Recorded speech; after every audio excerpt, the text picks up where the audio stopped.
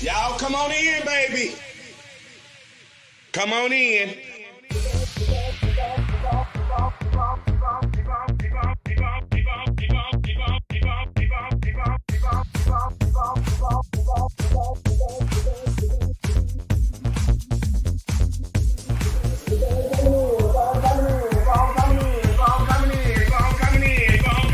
I wait for everybody to come on in.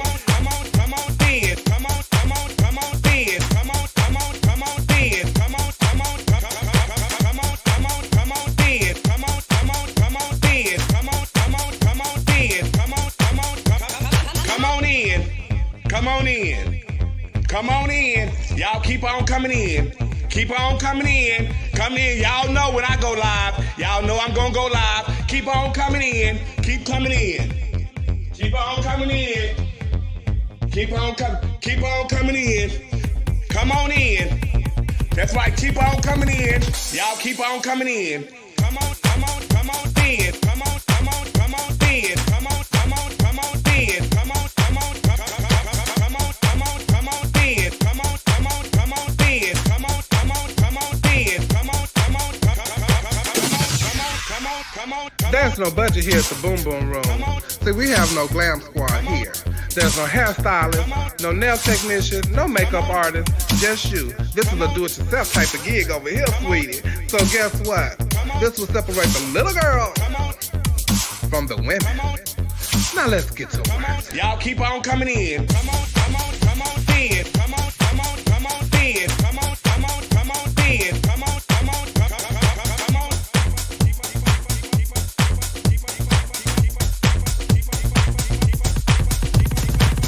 Y'all come on in, baby.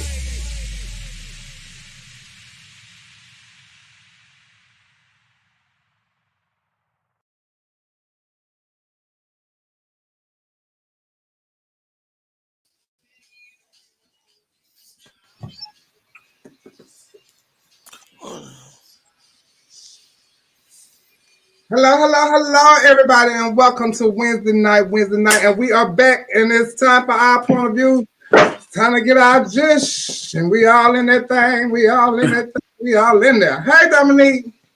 Hello, how are you? Hey, Neil. Hello. Hey, how's everyone doing tonight? Fine. Well, hey, Trent, come back. He went somewhere. He got ghost on the side. Hey, Yes, everybody. he did. Like, click, share. Click like, click, share. Please click like, click, share. Hey, Rodriguez. Hey, Bolegs. Hey, Princess. Who else is in here? Timothy, it was good seeing you a couple of weeks ago. What, last week or something like that? Neil, did you run into you probably wouldn't even know who Timothy was if you ran into him. Hey, Anthony. Hey, Alexis. JC Young, my judge. What's going on? So I'm gonna try to click like, click share. It's time to chat it up, child. It's trying to chat it up. It's been we've been gone for 2 weeks. Now we're back with the jump off, honey.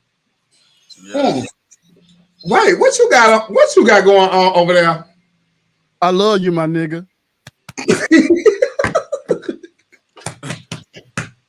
I love you, my nigga.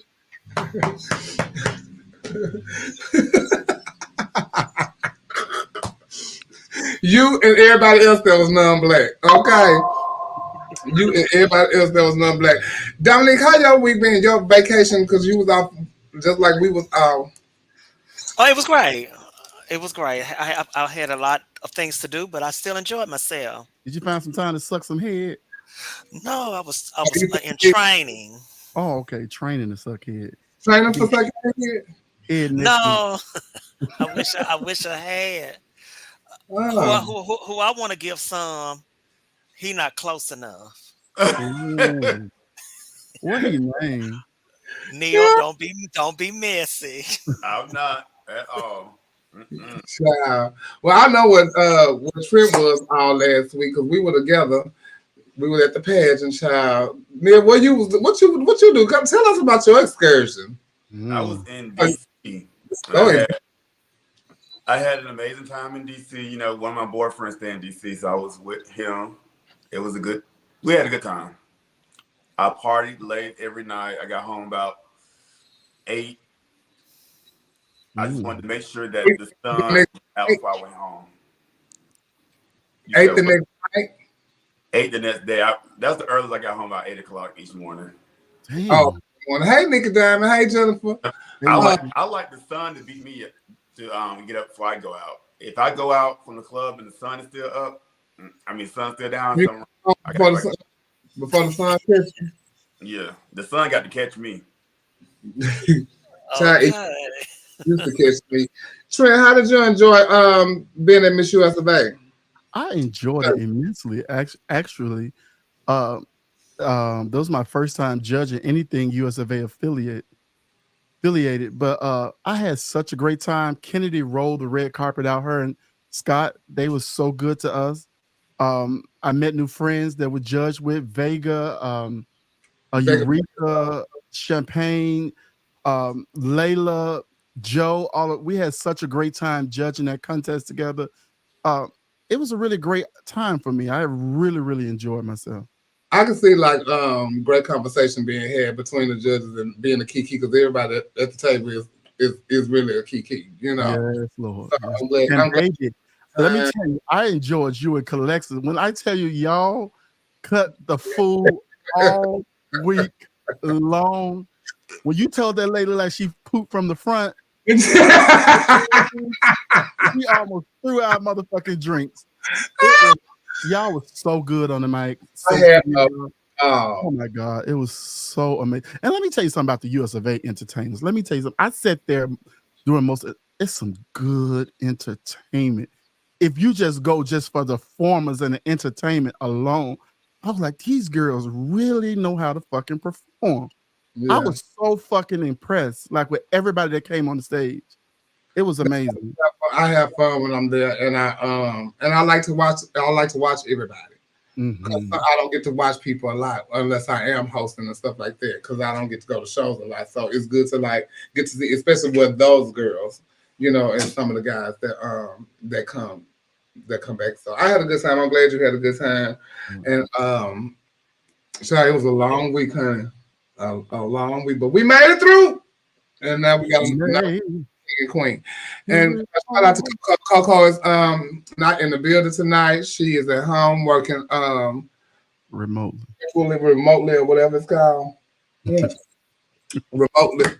Hey Coco. Because y'all know we down here, we have these storms and stuff, child. And yesterday the storm came through, knocked out some lights and shit for a while. Then we were supposed to get one today. It rained in some spots, like over there where Coco lived. It rained really bad, and on the north side, but it haven't came over here, thank God. So, but yesterday it was really bad on my side. So everything kind of like China weather's a fool. The summer's going to be. I hope all that's done by the weekend. Well, it's supposed to rain every day up until Saturday. That's fine. A lot of stuff I like to do be indoors anyway. I think it's not supposed to rain like during the club time. So y'all should be fine as far as that. But it's supposed to rain up to Saturday though. But it's just like a gloomy day today. It was okay, but like once like nighttime started hit, it's fine right now. So tell me what you doing in Midtown? Right, because that's where he lives. He lives in Midtown. Yeah. Shout out to Roxy Andrews. She's on All Stars this season. Y'all can catch it on Paramount Plus. Shout out to Roxy. Baby, my love, my angel, my girl, my sister, my judge, Roxy Andrews. You've been turning it, girl. You've been turning.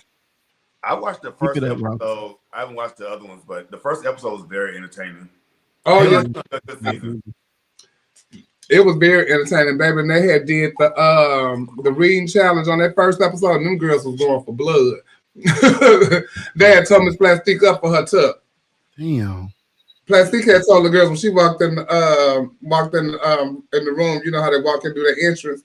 She told them kiss the shoe. Yeah, but me, a girl slowed it down. That feet was hanging over them shoes like this. I'm like that this past week. Kevin Cliffhanger this past week. Oh, the toe was on the ground like an eagle talon. Ooh, get that up. Get that up. Put that up on the shoe. Get that off that ground. Get that off that ground. Like a touch. Shout out to Sophia. Sophia was back this year. It's good to have her today also. So shout out to Kennedy and Scott for a great week, and I had a good time, and everything went off without a hit. So we did good, I think. And congratulations to the new queens, and we will talk about that later. It's time for hot topics. Y'all know that Trump is in trial right now, and they are in deliberation. I don't know. I've been busy with the show, but have they came back from deliberations, or are they still in deliberations? Do you know, Dominique? You're on mute.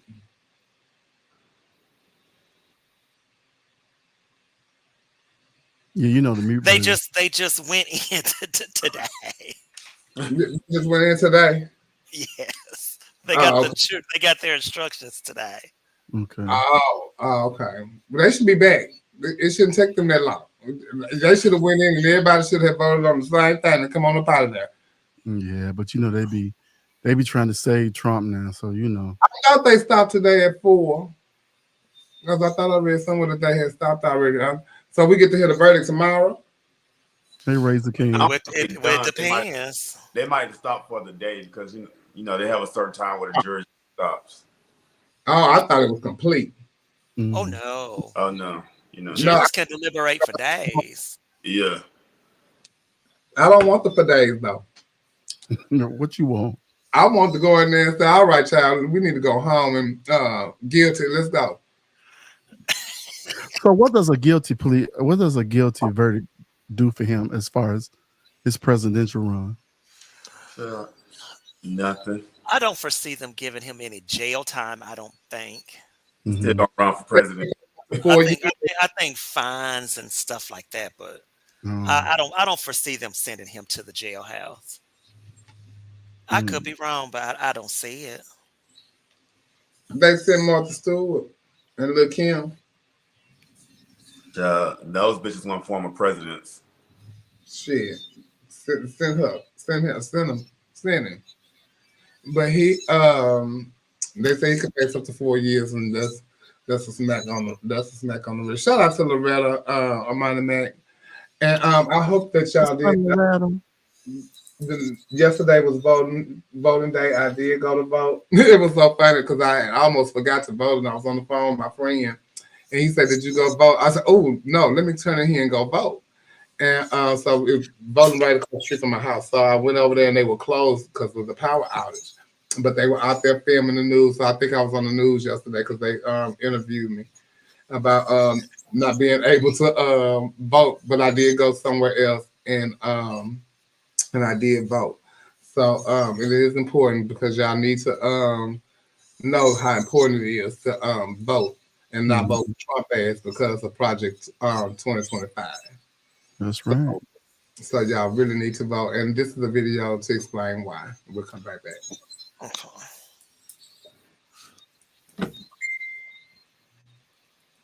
They say Project 2025 will change your life.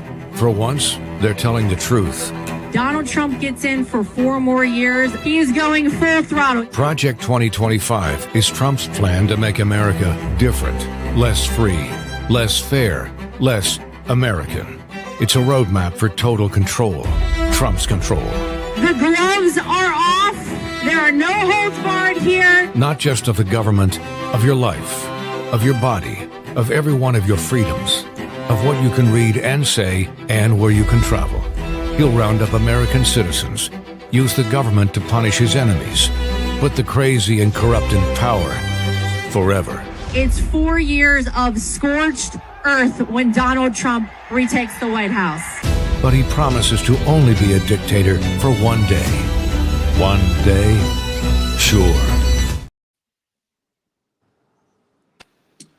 So that's the reason why, they trying to black out everything. They trying to take away everything and make it like in their favor for everything. Like we don't have no freedom to do anything.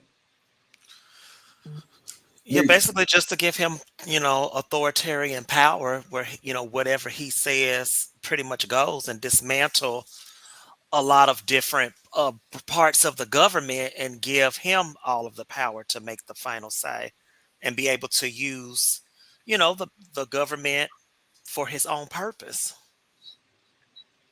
Child, it's really crazy. So I really do hope, that it don't happen. I don't want it to happen. Me neither. I'm praying that it don't happen. What, Neil? Yeah, that's what I was going to say, Neil. What is it? I mean, part of it, I think more and more Americans are coming to the realization that, a Trump presidency is more likely than not. Really? I think a lot of people are coming to that realization. And I think, but it's important to vote for these local and small elections and not just vote every 4 years. Because I think if the Senate can stay Democratic, then a lot of these things won't happen.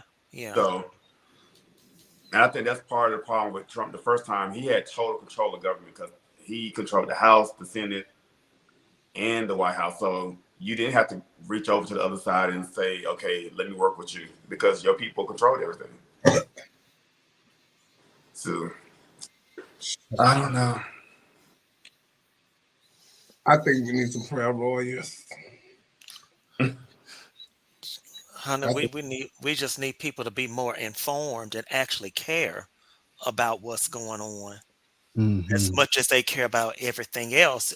Trent and I had this conversation about 2 weeks ago about just how people, as you go through life and you just talk to different people, you just really realize how much they don't really know anything about the world, how much they don't really know anything about what's going on in their own local communities, about what's going on in their own states. A lot of people probably can't even tell you who their own governor is. Right. That's just how disengaged they are about life outside. I mean, and I think, and I know people like, oh, life is supposed to be enjoyed, which I get, but life should also have a balance. Just as much as you know about pageantry and the gay lifestyle, you should know what's happening in the real world too.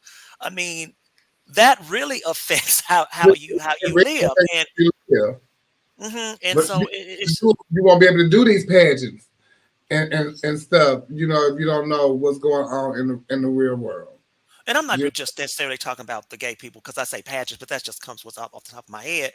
But just it's just really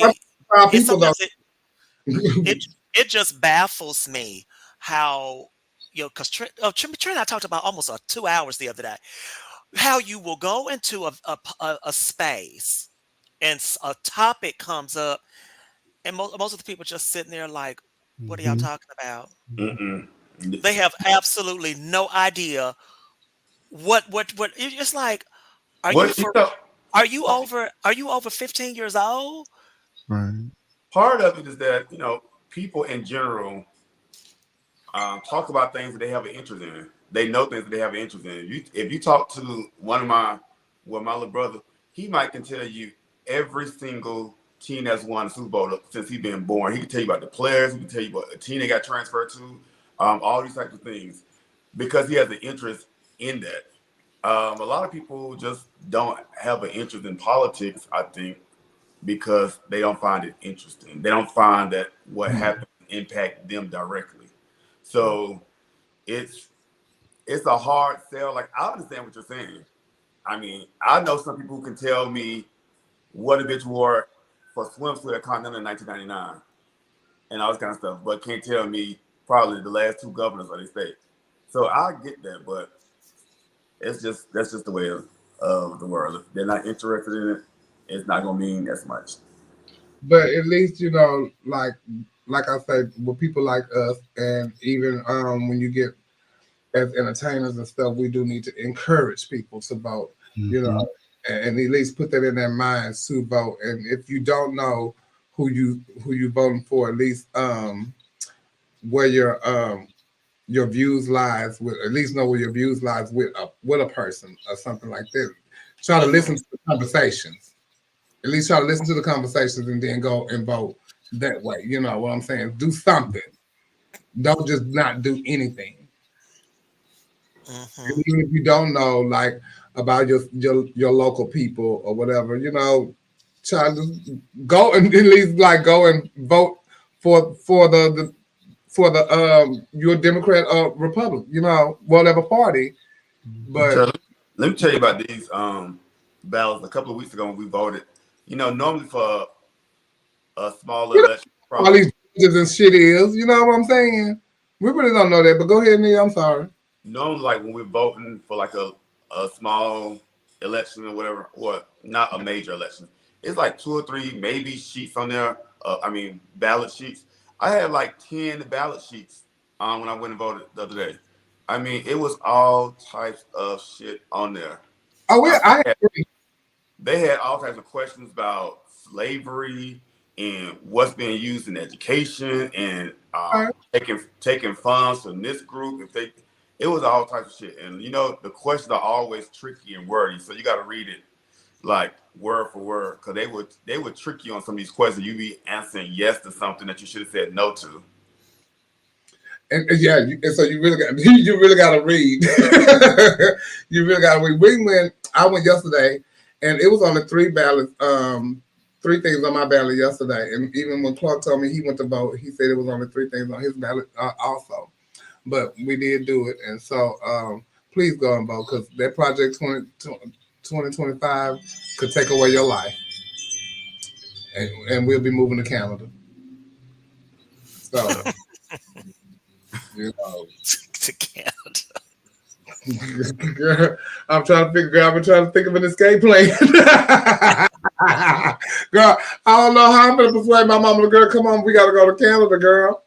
Y'all just go to Mexico. Good. What'd you say, Neil? Y'all can just go to Mexico. That's closer to you. No, not that. Mexico. You was Latina for a year. Weren't you Latina for a year? I don't want to go to that Mexico though. I need to go to the other side. I need to go to Florida and go to that Mexico, not the Guadalajara down here. No, ma'am. They got the mafia, whatever they say over there. No. I ain't going there. Not going to Mexico. They say you might not come back. Oh wow. If I tell you, I went over there to go out when I went to El Paso. There was some best pico de gallo I ever had. But yeah. So please go do your due diligence as citizens of the city and go against Trump. So when y'all get here to talk about, oh, I ain't voting for Biden, we voting against Trump. Go out there and vote. And I told Clark, thank you so much, because I would have come on here today and talk about voting if I did not vote yesterday. I almost forgot. I was trying to come home out there storm. The lights had just came on too. So Atlanta has a new club and it is opened by some restaurateurs that are siblings, Vinny and Kalon Watson, and they partnered with Quavo. And the restaurant club is a club, I think, though, but it's a restaurant club, and it's called B12, and it's fostering the LGBTQ plus community. So congratulations to Vinny and Kalon. Congratulations. Opening a safe space for our community. That's one of your friends, ain't it, Neil? We know each other. I used to actually teach him years ago. That's how old I am. I thought that's who that was. When I saw it, I think that I knew this shot from somewhere. Yes. He's a nice guy. The club is right next to the BP gas station downtown that everybody hang out. It's right there. The varsity or something, right? Mm-hmm. By varsity, down by Buford Highway? No. On North Avenue. North Avenue, yeah. Yeah. Okay, now I know where it's at. Varsity. When I went and had the nasty chicken last time. Shout out to Vinny, man. That's you. I'm really sick. Well, congratulations. Chad, y'all gotta go by there and look and let me know how it go. I'm definitely going. You going, Neil? It looked beautiful though. I looked at some pictures. So y'all go online and look at it. It looks beautiful. Okay, Kawanda, I love to come to Puerto Rico. Yes, ma'am. I love to come to Puerto Rico. Now, see, that's why I told Neil them I need to come on that end over there, not over here. The land's on this end. That's the end I want to go to. Speaking of clubs in Atlanta, a prominent LGBTQ plus club that's been in the Atlanta scene for years has caught on fire this past week, and it's Blake's on the Park, and they had like a really, really bad fire, but they're gonna be remodeling and stuff and open hopefully this weekend for Pride Month, and so didn't nobody get hurt, so that was good. It happened overnight. And they were talking to three of the gays, honey. And if I tell you, they said, we were just in there last night partying. When they called me this morning, about the club was on fire, I was thinking they was talking about the dance floor. The girls was turning it up, honey. I said, the gays is a king. There were three of them. I said, yes, we were just there. I was like, oh, girl. But I think what night you them work at? Did they used to do something? What they did, I think. We worked there years ago, but after the pandemic, they had kind of stopped doing shows over there. They just start dibbling dabbling in it, but a lot of little changes happened over there.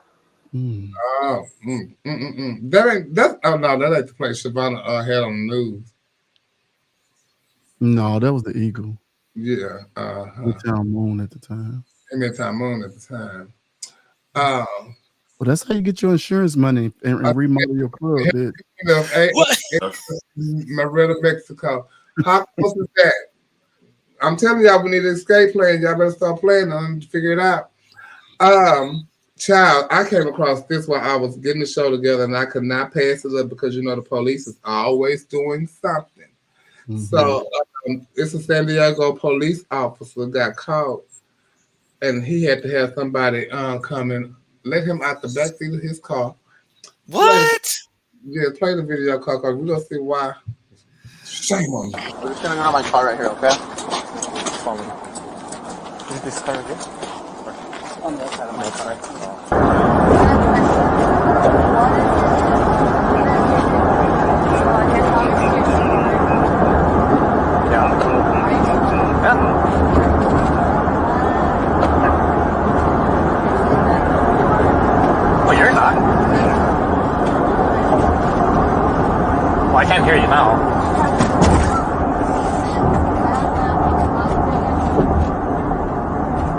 say that right now.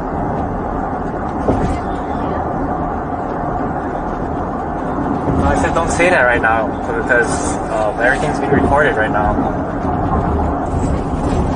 What's going on?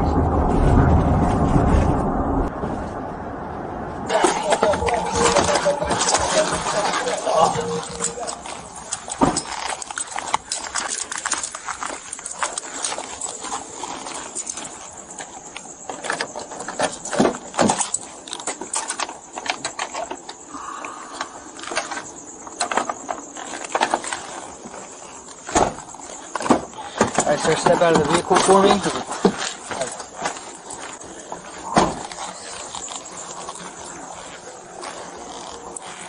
114 yellow. Where code 4? Everything just went wrong. Okay, hold on. Let me turn my camera off. She's code 4? Child, how embarrassing.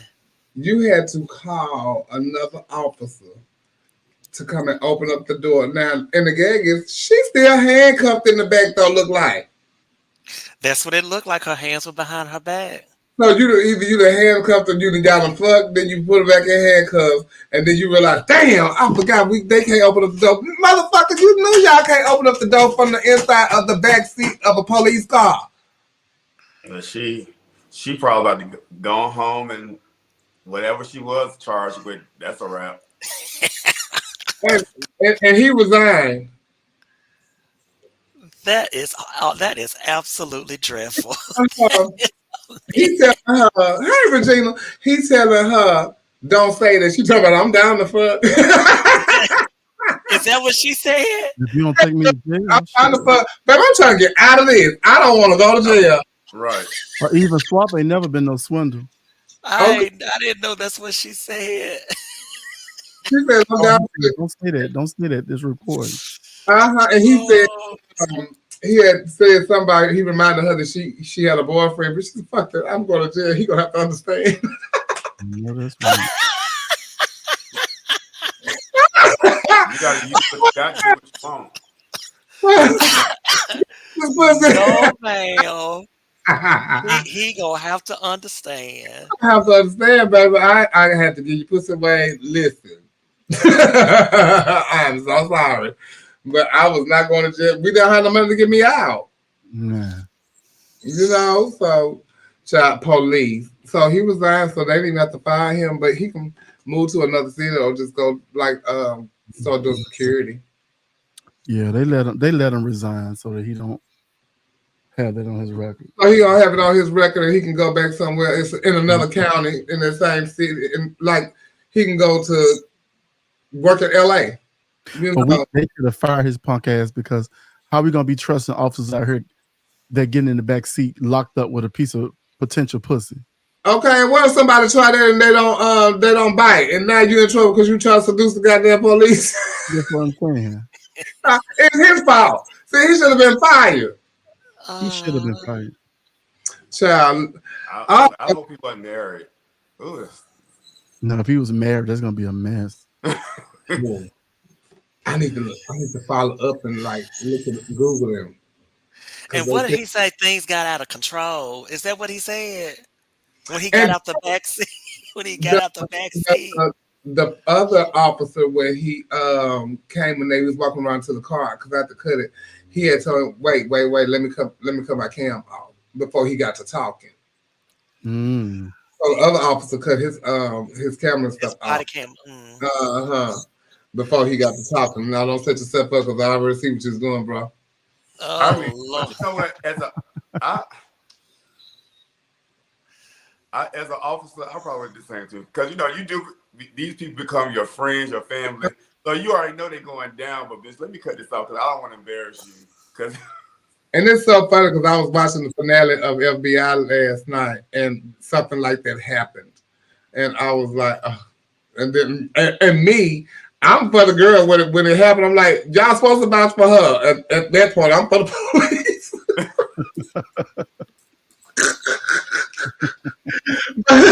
But I know why she did it, though. I know why she did it.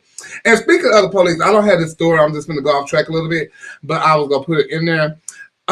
It was a man that his daughter got killed by the police officer. And I really don't quite know, but the daughter killed the police officer killed the daughter, and the daughter wasn't doing something. She wasn't the person that I guess was supposed to. He wasn't supposed to shoot or whatever. Period. Why did the dad of the daughter that got killed found out who the police officer's daughter was, and on her prom night he killed her? Oh my God! Yes, it's been on Instagram. That's a true story. And I didn't. And at first, you know how you read these stories and you're like, "This ain't child. This some bullshit. This cannot be true." But now it's like coming up all the time now and starting to get on like these. But that was horrible.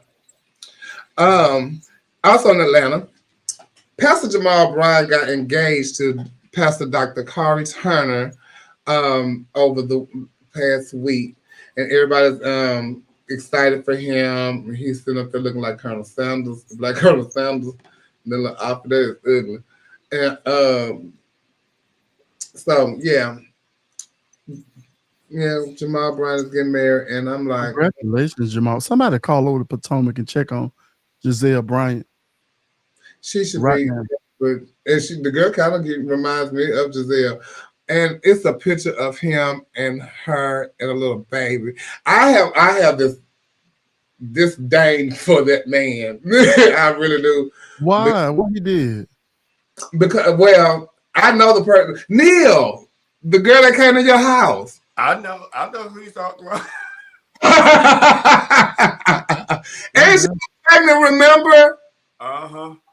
That's the baby. Yes, I remember. And I'm just like, and like, he don't have nothing to do with the baby at all. Like, it's his daughter? It's his son. Yeah, and it's really horrible. And Jamal's just not a good person. He's a pastor, but he's not a good person. He really not. What disqualifies him? I would like to know. Oh, I can tell you, but I ain't gonna tell. Well, it might be online because one thing I did was I was looking for something one time, and I Googled. I Googled him. That's what it was when I found out, because me and the girl used to work together, and so she told me, like, I've been knowing about this relationship this whole entire time, and I even like packed her up and helped her move, like packed her stuff when she was getting ready to move to Atlanta. Mm-hmm. And so then, like, after months happened later, and then I go visit Nia. I don't know why I was there, and she came to visit me, and she was pregnant. And I was like, "Oh my God, girl, you pregnant?" And so, like, things started happening and transpired and all that kind of stuff. And yeah, and so when the Potomac came about, I was listening to Giselle's story, and I Googled it. And I think I just Googled him or her or something, but my girlfriend popped up. And like, you know how you Google stuff, that kind of popped up. And I was like, oh. And it was like in the middle of the night, and I'll never forget, because during that time when the hurricane came, it was in September. And I called, messaged her, and I told her, I said, girl. And she said, yeah. I was like, oh my God. So this girl's pregnant by him? Oh, the baby is child. You know, he's probably what, 8? Oh, okay. Now, yeah, that was like, I think that was like the catapult of the Giselle and Jamal. Yeah. And every time I see him, even when I used to see him on the show and all that kind of stuff, the other girls, those his older daughters. Okay. Mm-hmm. But then, like, other stuff that would like happen, I was like, "Oh, child." So, well, one thing he got is some good dick, because he got all over the place. Baby, it's all over the place. You don't need good dick to make no baby. No, not to make no baby, but you got to a bit of pre-con. Well, Tweet. We go with Tweet. It's something. I was happy about this Tweet thing, but it didn't last. He used to go with Tweet. I was like, oh, child. I didn't even know he went with Tweet. And I found out through her. I was like, oh, what? That bitch smoking cigarettes at night. There go her legs up over her shoulders or something. She say, and she found him at motel. Child, go to hell, baby. All right, well, okay. I'm not gonna say congratulations. Hey, Dre. Damn, Jamal. Well, we wish y'all the best of luck in this new union or this new thing y'all got going. So, yes, thank you. The Cannes Film Festival was this past week, and Kelly Rowland had looked absolutely stunning all week. Baby, listen, stunning. I don't know who doing it, but they're doing a good thing. They're doing a good thing. But it was an escort on the red carpet that was being very rude to some of the women, and this was a video from that.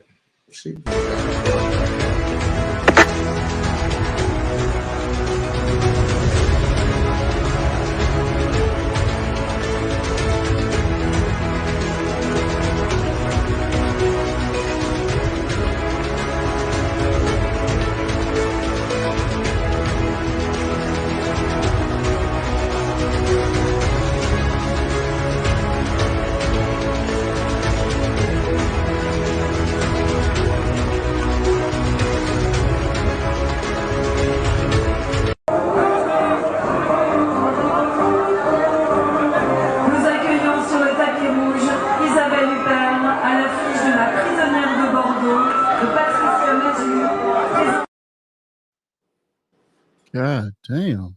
Mama said she's trying to be employee of the month. Oh, she took her job a little serious. They gave her a test to do, and they said, bitch, you're the one that's going to do it. And she said, I'm going to do this shit to the best of my ability. I'm like, Kelly was finna slap shit. Mama with the Jesus dress, she almost pushed her ass down them stairs. Y'all was going to see her Lord and Savior, baby. Yeah, she was. She was going to go down there. Yeah. Baby, they say every time she picked up the thing, the lady will pick up the every time she threw it out, the lady will pick it up. Like, no, girl, come on. We need you to move along. I'm like, girl, what is her problem? I wonder was this proper protocol for them? Like, why would they allow her to do several people like that? Like, what are they telling her for her to even act in that manner? Like, for real. Because when her and the woman was down there on the floor, they said this is not the red carpet. When they start walking up these steps, make sure they ass get up these steps. They ain't about to have no scene over here. No, ma'am, you will not get up there and do this here. No, ma'am. And the actress in the pink, baby, she touched on her shoulder. She said, "Oh, don't touch me, girl. Like, come on now, you too close." That was a kiki. But Mama had pushed her. If that woman would have went tumbling down them stairs, baby, that would have been everything. So we do have another pastor that's in the news, and this time this pastor is telling people either you're gonna praise him or you're gonna get out. This is the video. Hey, Nicole. All over this building. Nicole said she would push her down. Lift your hands all over this building. Lift your hands. I need us all on one accord right now. All on one accord. All on accord. Everybody lift your hands. Baby, could you do me a favor? Lift your hands or get out. Could you choose one? Lift your hands or get out. Could you lift your hands or get out? Choose one. Choose one. Lift your hands. Lift your hands. I'm not scared of nobody. I mean what I mean. I'm here to protect you. And anything that is in violation of it has got to go. He had told her to choose one. Either put your hands up or get out. Girl, what is wrong with these people?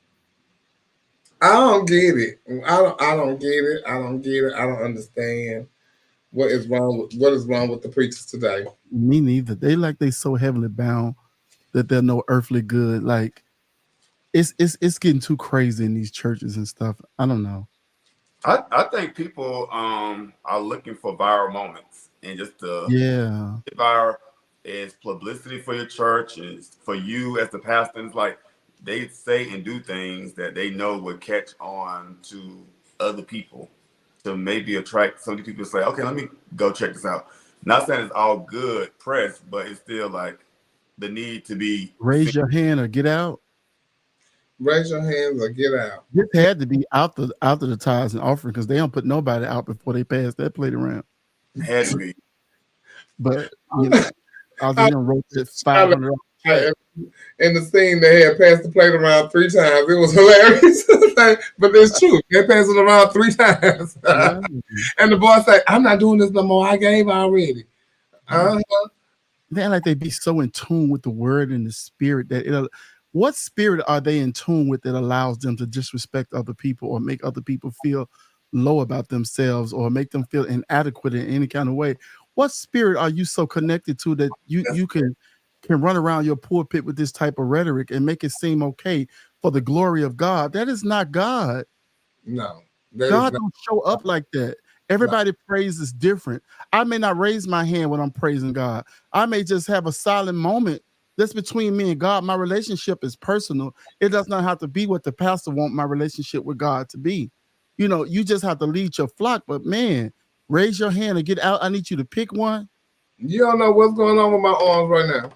You know what I'm saying? Shit. One might be folded up like a chicken wing. Won't even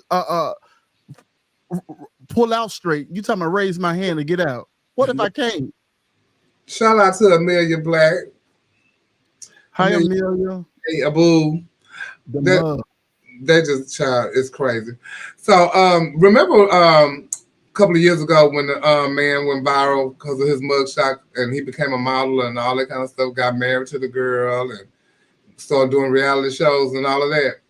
Well, now we got another viral mugshot going, and this is the video from that. This mugshot has went viral. You probably have seen it everywhere. Twitter, X, Instagram. This has been literally everywhere. And I'm not gonna lie to you. People been saying I'll give her bail money. What did she do? What did she do? Because I'll bail her out. I'll make her my wife. What? And later on, we find out that her name is Jaquavius Johnson. Yep. And everybody, after learning out that she is really a he, they getting pissed off now. They're getting pissed off. And I'm not gonna lie to you. My opinion ain't changed. I still will clap cheeks. You know what I'm saying? I still clap them cheeks. Beautiful now. She was pretty. She had skin too. Yes. So I didn't even look up to see what she did. But China is interested, and I'm sure up under there once they found out that she was a trans woman, honey, they went to laying her out and all that kind of stuff like that, child. Why she looked that good and had the name change? She ain't got there yet. Okay. She working on it. She working on it and she in the ballroom scene right now, and they probably ain't got to that part. Okay. She's still walking like film queen place at the Kiki. The Kiki. Yeah. Well, she's but even if she's, but it may not even be a trans person. The boys walk around with wigs on. That's true. These days, so it may not even be a trans person. That's it true. may just be a gentleman. A young. I'm not. Bush queen up in drag. Yeah, it may just be because the boys come out to the clubs. They walk. You see them around. They have on pieces. Yes, so they may not necessarily. It may not be necessarily be a trans person that we're talking about. Yeah, just probably somebody with some hair who got a meat in two sides. She might. Oh my god. Oh my god. Oh my god. Oh Jesus, help us out. Trent is not gonna do right. Yeah, what trim? Meeting two sides. That's what he said.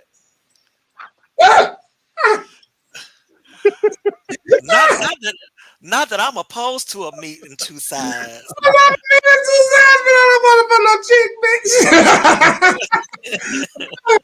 I'm with Neil on that. Hey, Flame. Flame Monroe. Oh, Lord. Goodness. Oh, I'm gonna do it now. While he on here, I see him on here. Shout out to DeJuan Mitchell. I'm wearing my beautiful lipstick tonight. Shout out to Wayne. Shout out to DeJuan Mitchell. Beautiful makeup. And but yeah, child. Yeah, but it could be one of them Butch Queens. You never know, honey. But this trans woman made a post about trans women doing drag, and she don't see how trans women do drag, which I'm like, bitch, how old are you? I'm like, and where you live? Like, I'm like, So this is the post that she made. And baby, if I tell you, they started lighting her up when she made it. Ka-ta-ta. Hi, Kiyoko. Where is that?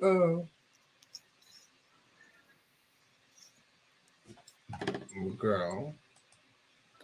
Oh, she looking for it.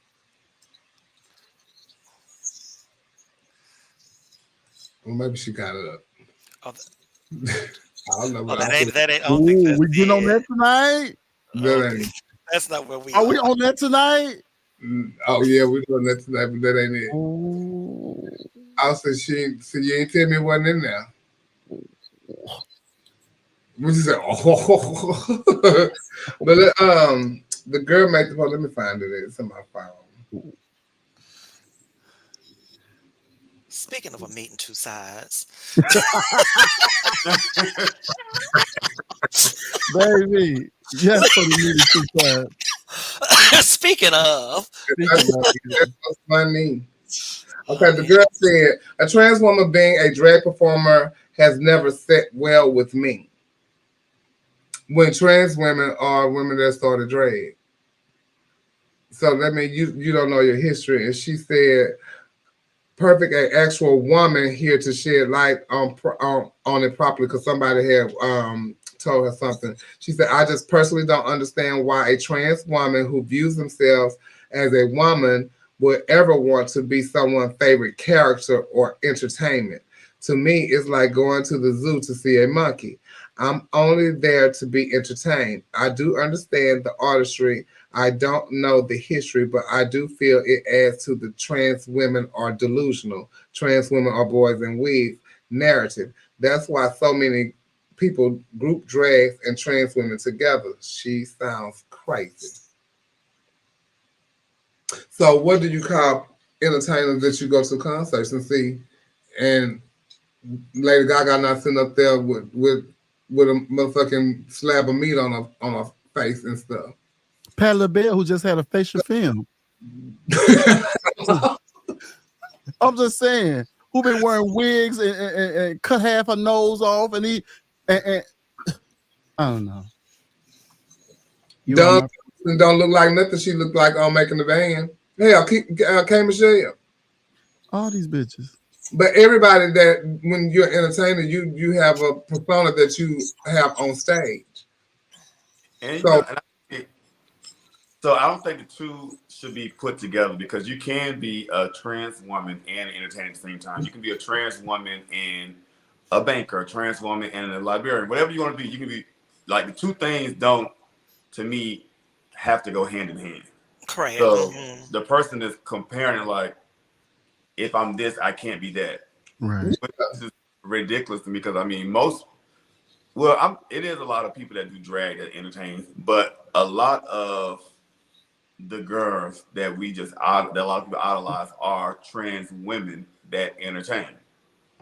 You can throw a few up in drags in there, but for the majority, is a lot of like that industry is heavily dominated by trans women to me. But before they even was called trans women, they were called drag queens. I mean, the girls had the breasts and the hips and stuff and then put on a good drag and stuff.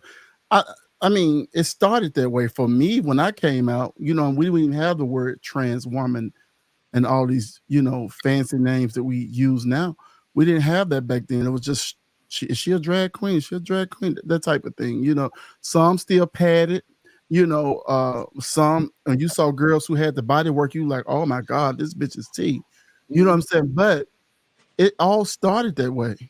And this is somebody's job. They get out there entertaining just like anybody else. You know what I'm saying? Like you watch your favorite actors on TV. These bitches, that ain't their fucking name. Hello. Life. They playing somebody, so they play a role when they get on the stage and bring you entertainment. I bet this a bitch who no longer has a meat and two sides. This bitch has a platter. She's a pretty girl. Her name is Milan London. She said, "Why become a female impersonator if you're actually a woman for entertainment? Your womanhood shouldn't be a joke. Don't get me wrong, drags do be looking fab, and I'm not taking away from the artistry, but that why I'm reading like how they wrote that why be treating group drags and trans together. Motherfuckers make shit confusing, but I don't know. Maybe a actually trans woman that do." It has to help me understand, and that's when she had made the other. Do we have a picture of her? I didn't get a picture of her, but she's pretty. Her name is Milan London on Facebook. MILANLONDON. And why she named herself after her country? Drag. Fish to fry. Drag. Oh my God. She got bigger fucking fish to fry. Her name should have been Keisha Jackson. That bitch name should have been Jackson, Mississippi. Not Mississippi, because Mississippi was a bad girl. Mississippi was a bad chick. She gonna name herself Milan London and all these old fancy ass names and shit. Bitch probably look like the motherfucking Orange Mound in Memphis, Tennessee. I remember when a friend of mine, I used to always say, "Well, child, okay, I'm gonna get in drag," and he had told me, "I don't like when you say you're gonna get in drag. You a woman." I said, "But that's what I'm gonna go do." But drag means you putting on your good hair and outfit. I'm gonna get in drag, and that's what I'm gonna do.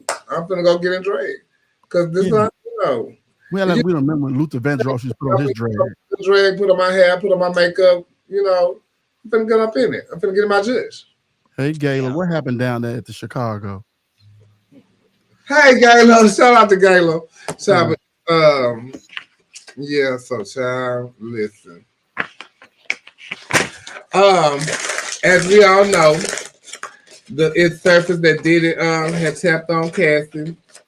Yeah. And that was really, we didn't talk about that, huh? I don't think, did we? I don't think we did, because I went back in our stories and stuff like that, and I didn't see that we talked about it. But when I saw the video, it was quite disturbing. Hey, Shayla, and it was quite disturbing to see, and like then to go back and think that you have made all these videos saying they lied on me, I did not do these things, but when you paid her the fucking next day, we knew it was some tea. Well, I thought, and everybody else thought, I'm sure, because you sell it out so quick. You sell it out so quick. So it was some tea up in there somewhere. And you were thinking, I paid her out. Now I'm going to go on this tangent about, they trying to scandalize my name. This I didn't do this. I didn't do that. But then here comes this video. And you don't know who leaked it. So you can't sue nobody. Mm-mm. And he thought he had purchased that video to go away. Uh-huh. Yeah. But guess what? Well, I'm surprised the video stayed like under wraps so long though. So long, yeah. Like so whoever you paid, they probably did their thing. Probably somebody else found it. Or they made a copy to sell. You paid Cassie ended up paying them release. Yeah. Once she get her settlement, she owed him a little money. Yeah, release the video. We in this together. Shout out to Cassie. Yeah. But when he made them children walk to that motherfucking cheese to get that cheesecake. Yes. I knew that man was right. Yeah. But when he made them children walk across he's always had a lot of things going on with him. He travels with like goons, goons be with him. People saying that, he had set Sean up, and Sean took the fall for him. Yeah. And then, you know, some people think that he has something to do with the Biggie killing and the Tupac killing. So, you know, his name has always allegedly.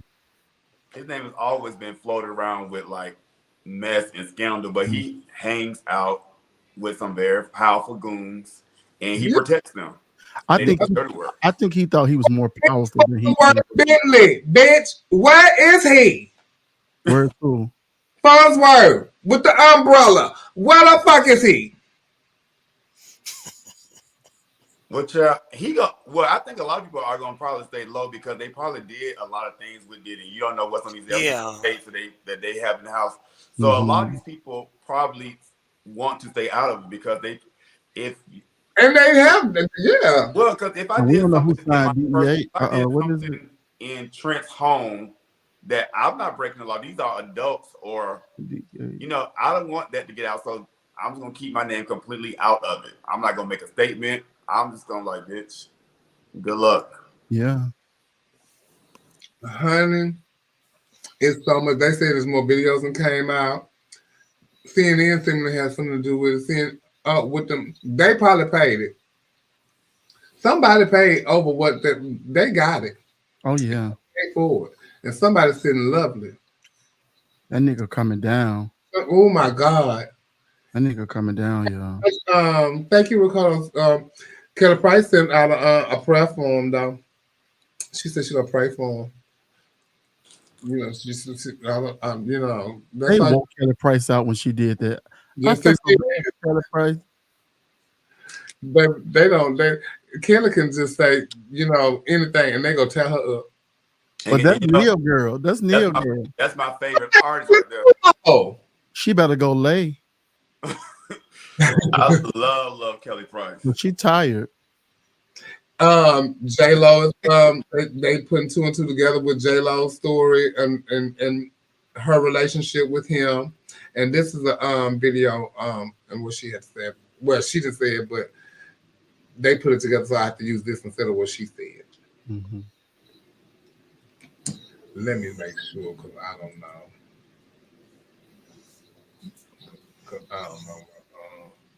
Yeah. Like a tough one for me for whatever reason. So it looks like J-Lo is done staying quiet about the despicable things that Diddy forced her to do while they were together, because she just spilled some major tea about how Diddy used to mistreat her and set her up into having sessions with him. He was reportedly mistreating J-Lo both physically and mentally. The reason why she was able to escape the relationship was because she didn't actually need Diddy in order to have a career. She was a very big artist at the time, so she had a lot of people willing to back her up. Well, I think I do think there's a lot of truth out there with Diddy, but I think this is the opportunity for a lot of people to make up stories too. And not saying her, but like the blogger, whoever's saying it, I'm like, bitch, what words is she saying? Well, then when do we believe people? Because I don't believe people at first believed Cassie. It's like you need 50 videos to prove that someone is telling the truth. Like this girl probably was scared to come forward because she didn't believe nobody would believe her to begin with. And so now when this come out, everybody's on her side. Everybody's offering up apologies and shit. Oh, I'm riding with Diddy. Oh, I'm riding with Diddy. You know what I'm saying? So a lot of people be scared to come out. I don't think they believed her at first. Because I'm like, people. I know a lot of people didn't. Right, a lot of people didn't. And then it was a lady on Twitter going in who knew Kim Porter, who was talking about she was what it's called X now, but she was on there talking about how badly he was treating Kim Porter all the time and stuff. So, you know, all this stuff that he's been doing all these years is coming to surface. You can only bury something for so long before it come back to the top. You know, they talk about how when that he used to have Cassie around when before Kim died, and would bring her over to the house and make her do stuff and all that kind of stuff in front of Kim. And we thought Cassie cut her hair like that because she wanted it. No, that was Puffy's decision. Cut her out. And it made her a bad bitch. I ain't gonna lie. You know, man, somebody was talking the other day, and what we came to the conclusion was that was probably on one of them Tina Turner days, and he probably pulled her hair out.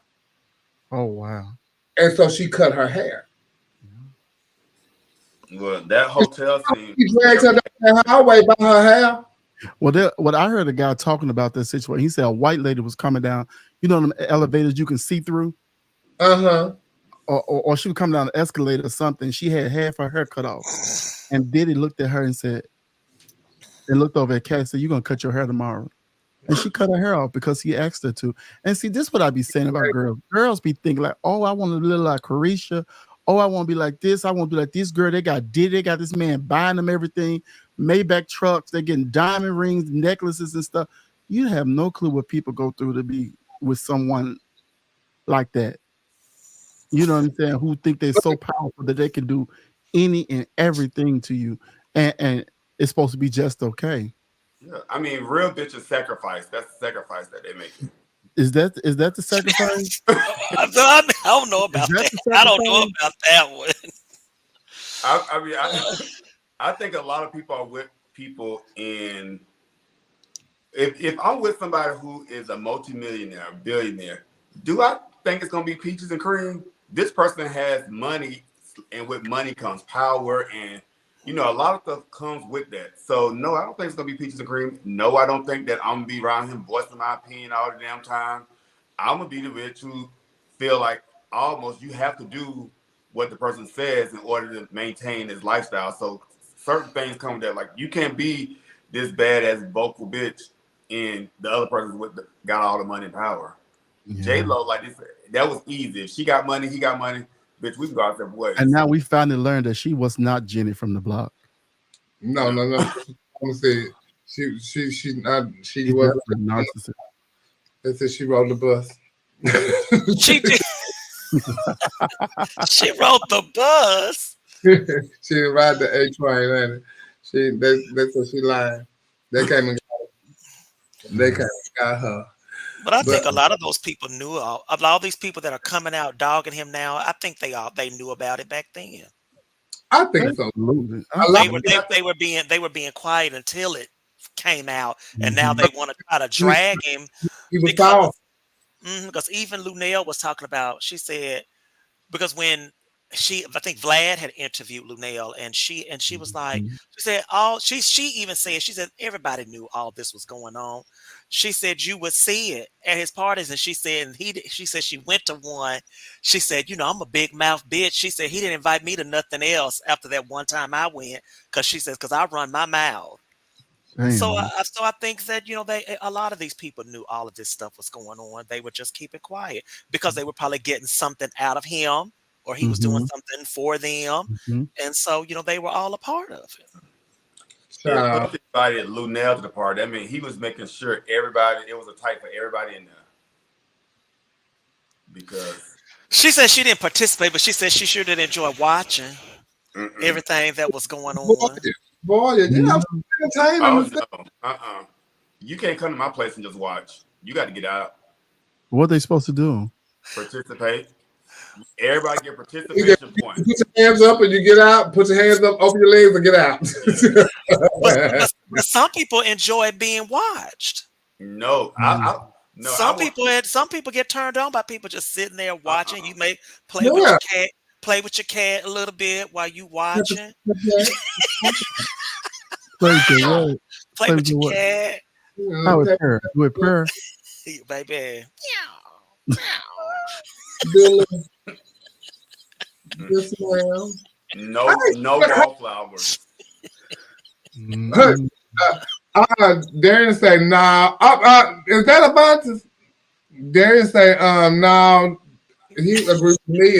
You can't come here and not do nothing. Oh, so just in case they say, child, they was doing so and so. Well, child, what you was doing is what you supposed to say. Child, I was in the corner playing with my cat, watching. No, Kim, you can't take no money at the door. You have to participate. Come on in and participate. No money at the door. It's free to come in. I don't even have no money at the door, because if I invite you, that means you come to participate. Oh. Yeah, come on in. Do you have a cauliflower inspector there for when they come in? Child, they have their own inspection. Speaking of, I have been saving this when Trent got back on the show. Cauliflower. I have been saving this. Ever since you said that, this had came up in my Facebook feed. This had came up in my Facebook feed the next day. I said, "Look at this! Y'all are so tired."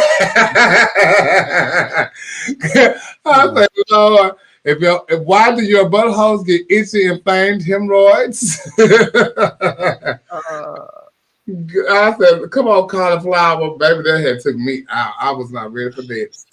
So, like I was saying, US of A was last week, and we have some new queens that are being symbol of excellence of the of the system. Shout out to Jasmine Campbell Starr from Birmingham, Alabama. Shout out to Yasmin.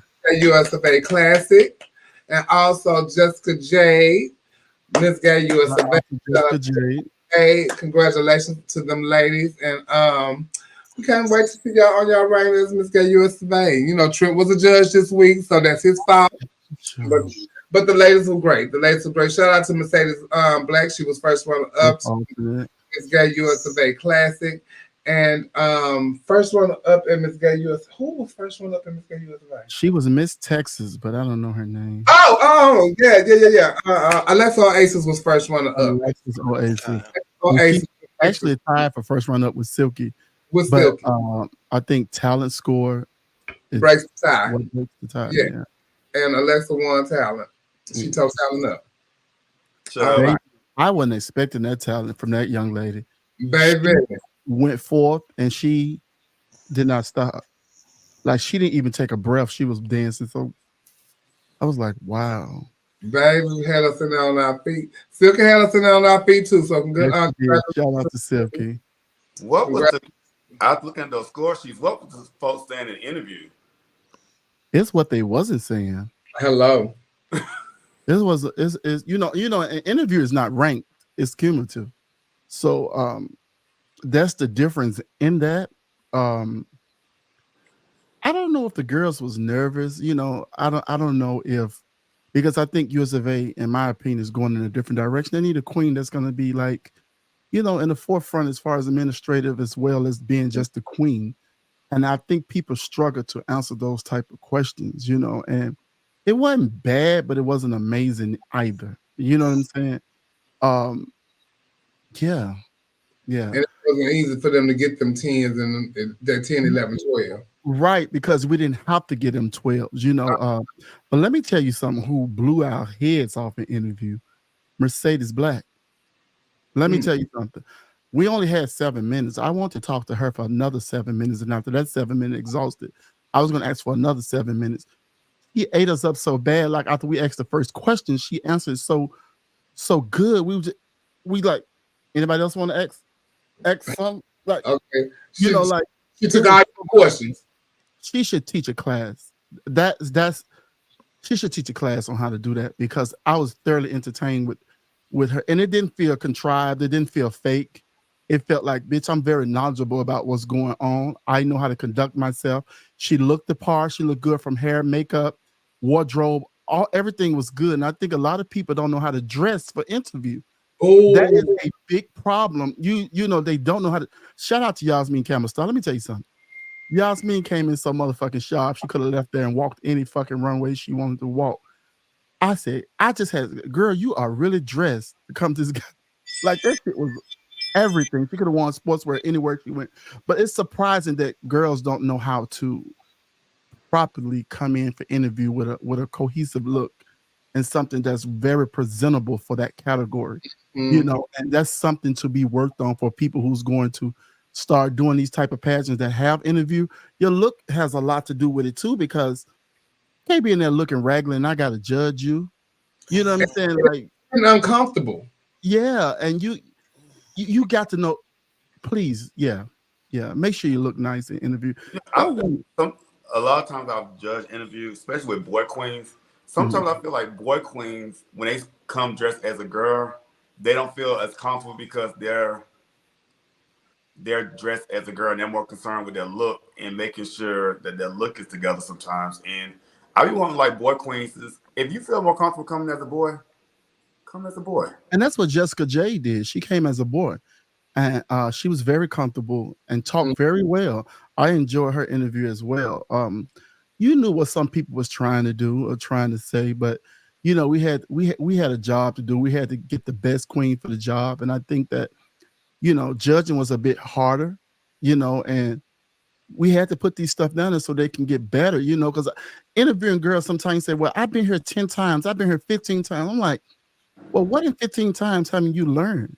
You know, like, well, some people like, well, it wasn't my time, or God said it wasn't. Well, besides that, what did you do to make sure when you come back that you can snag this crown? It shouldn't take nobody 10 and 15 years to do nothing. You know, like, you could have spent them years on being a fucking doctor. You know what I'm saying? Like, you could have been in college all them fucking years or something, but I don't know, like, I don't get it with people when it comes to stuff like that. Like, I wouldn't keep coming doing the same thing, expecting a different result. You know? Especially if you're not doing anything differently for like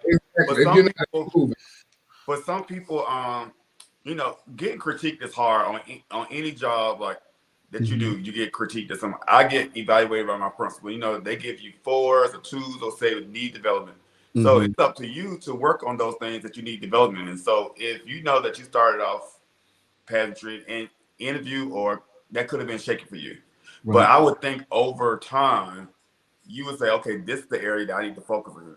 Not just keep buying these gowns and sticking the talents, and your interview and question is still a mess. Like, work on those things. Are you good at that and you're not good in talent? Right. Yeah, you got to work on them. And you have to know where you're going to and knowing the scoring system. And a lot of people are used to the 1 through 10. This is not the 1 through 10 here. It's not. It's a talent pageant. And I always think people are crazy who work on what they're good at. Like, when people kind of, okay, bitch, we know gown is what you do. We know this is what you do. Go work on what you don't do well. Yes. You know, because it have to be cohesive throughout the whole night. You have to connect the whole night for someone. That's starting an interview and ending in talent, if that's the last category. If question and answer. No, we're gonna start at registration because you got to look the part when you go there. You got to look the part there too, you know, because you're applying for a job, whether people believe it or not. To be honest, it don't start there. It starts when you know you're going somewhere, so that means you need to look like something all the time. Mm-hmm. Because guess what? You're trying to be somebody, you're trying to be something, so that means they are always watching you. Always. They watch whatever you do. They watch you. If you are a person that's visible now on social media, they're watching that too. You know, stuff pop up, things that you do show up, especially if you like posting stuff, people post about you, they watching. That's how people get to know you, because either you done something good or you done something controversial. That's right. And more controversy gets you more clout than anything sometimes. Mm-hmm. You know, whether it's good or bad. You know, so I think so you need to watch what you're doing and how you look all the time. And like, even like for big girls, I don't like when a big girl don't come. If you're a boy, you don't look the part. You know, you don't look good. You're not groomed well. Your hair not combed. What is that? Now you smell like outside. What is that? Your shirt all hanging off. You know, come on now. If you look good. With boy queens too. Smell like pollen. I've been to so many well, boy queens is coming in big shirts or sweatpants, and I'm like, you can come as a boy and still look presentable. Well, let me shout a boy queen out though, because Yesha Bubbles Alexander came and showed the fuck out every single night at that fucking pageant. He had on good shit. Do you hear me? All weekend long. It was so refreshing to see. And this is somebody who said, I really want to be a part of this. And when they get a part of it, they show up and show out. So shout out to Yesha Bubbles Alexandra, because she showed the fuck up and out. And you look good. And when you go in the daytime as a boy, as a man. Yes. Even Layla LaRue. Layla LaRue, absolutely. Good every damn day when she get up, wherever she going, she look good. She gets up and do her boy look every day. Yeah. And her transformation is so good. Yeah, Nina D'Angelo, she looks good every day as a man. Mm-hmm. It's very important. It is. And so I'm like, what is wrong with, okay. So we say all that to basically tell the girls, bitch, read a book. Read a book. No, just get around the right people too. You know what I'm saying? I did a lot of writing. I never wrote this much in my life, but I did a lot of writing because I want them to really have something to read as to why you're taking off. I feel like when you come to the Nationals, you bringing your best. It ain't sitting up there doing no show number, all this stuff. No, you at the Nationals. The Nationals says that I am ready. I was the best in my city. I was the best at my prelim. So now I'm at the Nationals and I'm fit to bring it like a national competitor, But I think that a lot of people have never, because let's just think about that. USA has just gone to the administrative side of things. A lot of people have no clue what that even means because they've never been asked to have fulfill any obligations or to lead in with any other pageants that they've done. So the inexperienced experience is there. So they really need to seek out the help of people that know something about it or learn what that means to be an administrator. Because in my opinion, I think whether you are asked to serve in that role or not, I think you still need to do it, and you still need to have those capabilities because the promoters will appreciate having someone that can come and help and assist. And that's it right there, Dominique. And if you don't know about it, don't get an interview and lie about it either. Right. This guy don't know. Because you can say, listen, I don't know much about administrating, but I'm here to willing to learn, but I can't do it by myself. So therefore, I'm going to need the board. I'm going to need the promoter. Let's collaborate together. Let's work with this together because they can teach me. But I'm going to be a hell of an entertainer. I'm going to be a people person. I'm going to be the person that'll go out there and talk to people and all that and make them love on me and love on the system. But I need your help to show me and tell me what to do as an administrator while I'm doing that. Yeah. So that's what I need you to help me do and tell me what I need to do. But I'm willing to do the work. Yeah, I want to do the work, and I'm willing to learn to do the work.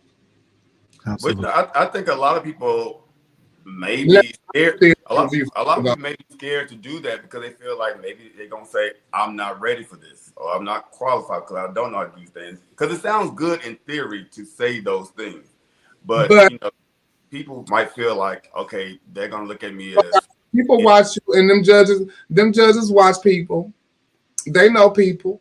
Like I was judging at Miss America, I didn't know, but I knew some people from watching them on my Facebook and stuff like that. So I knew, like them doing shows and doing this, that, and the other. So then when you do have it as a judge, you probably would. Well, I do. I would go back in the room and figure out. Let me see what who this is and what she's doing. I would go back because I'm judging this national pageant. Right. So and when I go to my room, I'm looking to see what she is and what she's talking about because you just gave me a good game in the interview today. Right. So I really need to see who you are, especially if I don't know you and you really don't have a name like that. I need to see what you finna do. Because you can be good in interview, but you can be horrible in talent. But you can say, but still, I'm gonna have to judge what I see, but I still want to see who you are. Yeah. So, but know we always say, know where you're going. Please make sure you read the handbooks and the scoring system. And somebody had asked how could someone get a 20? That's easy for someone to get a 20. It's 1 through 12 and an interview, and 1 through 12 and evening gown 1 through 24 for talent. No, 2 through 24. I'm sorry, and talent. And so if somebody, the last number in there is 1. Right. Yeah. It's 1, 2, 3, 4, 5, 6, 7, 8, 9, 10, 11, 12. And it's ranked. It's easy to get that 20. It's easy. Especially if you're in there and ain't saying nothing but being repetitive. Well, those are some low interview scores. Normally at USA, I can see 59, 60, 58. A couple of things in there before you get to them 40. But I think what was happening was Chevelle can attest to this. Initially at US of A, the interviews were more personal. They weren't asking about any of the business aspects of it. So, and so for a lot of people, that it was just about having the gift of the gab. And so the people who were doing exceptional in interviews were the people that were incorporating that ability to reign in their interviews. But everybody was able to maintain in the higher 40s or the low 50s because it was just about conversation. But now that has changed. And so now they really have to know something. Right. Raquel, Lord. Yes, sir. Raquel, so yeah. I even for like me when I first started in US of A, I was terrible at interview. So that's when you just can choose what category you want to do. You can choose what a category, or you can switch with a girl, whatever. I was do talent first, so the next day I could do interview, and all you can talk about in my interview is my talent. So I'm thinking like how I'm finna get like by or whatever, but the interview still wasn't good. I didn't get good at interview until I went to interview as Chevelle at Miss US of A when I won. And that's when my very first time ever went in interview. And Victoria said before I came in interview, they said she really not that good at interview, but we know Chevelle and this, that, and blah, blah, blah. But after I left, she was like, I thought y'all said she wasn't good. And they was like, well, you know. Did you work on that with somebody? No, it wasn't that. I think what it was, I was comfortable with being me, first of all, because I hadn't transitioned yet. And so I was comfortable for one, being me. And then Tommy used to be at my house all the time. And it was me, Tommy, Miss Thaddeus, who's a hairdresser and makeup artist, and our friend Randy Rochelle. And we used to, and I wish I had the book up here, we used to have like these powwows at the house, and we just sit up and talk, and just talk about life and different things like that. We talked about pageant stuff and all that, and we had a book that was called All About Me. And we used to fill stuff out. It asks you all different kinds of questions about you and different things. And we used to fill those out. And when we come back together, we'll talk about what we talked about, what we wrote about in that book. So that kind of like helped me with my interview and just being around people and having, like y'all said, intellectual conversation. Yeah. And it's not always about pageants and drag and that kind of stuff like that. It's about life, Yeah. And knowing my passion and my role as an entertainer, my role in this community, and all that comes with growth. So yeah, that's how I learned how to, be kind of better in interview. But I'm better than I win. What did you do, Dominique? Because every time I looked at you at US of A, it was a perfect 60. Like, where did this come from? Okay. So let me just say, working under Norman, because when I first started drag, I worked for him. And so I was exposed to the business side of pageantry on an everyday basis, because I would go down and work with him in the corporate office, and I would hear him talking to the promoters on the phone, talking to the title holders on the phone. And then I would help out backstage when the pageant was going on. So I had a lot of hands-on experience, but also I did debate in school. I did theater in school. So I already had the gift of the gab, and I knew how to construct, my words in very, in the right way. And I always just knew how to have a conversation with people. So, and I just made it my mission to know, when I knew I was going to compete for America the first time, I made it a point to understand what the role was and what it entailed, so that I could let the judges know, hey, I know what I'm doing. So then when I got to USA and it wasn't required that Miss USA was that person, I still sold myself as that person, that even though this may not be what you're looking for, but this is what I know how to do. And, and I showed that, when I was Miss USA, I sold prelims, and Jerry didn't even ask me for them. But I would call him at 3:00 in the morning saying, send this person a promoter's packet because I just sold this prelim to this person. Oh, nice. Yeah. You on mute, Chevelle. when I won Miss USA, you know, I was fairly new, so I was one of them girls that didn't know anything about being an administrator. That's stuff that I had learned during my reign, in which I really didn't have to be. I didn't have to like sell prelims because USA then was still in the height of its thing, and so I just, you know, I learned that kind of stuff by talking to people and, you know, listening and what other people have done. You know, because all I had to be was the showgirl, but I did have to be somebody else. With it being that showgirl, you have to be like that personable person and want to have fun with them and not try to and with people. You can't do that, you know. And they expect you to be that way, but when they see you're not, then that's when they love you. Mm-hmm. And so and people will fall in love with you, and they will want to do stuff for you, you know. So I learned a lot of stuff. Like, it was very hands-on training. It was very hands-on training.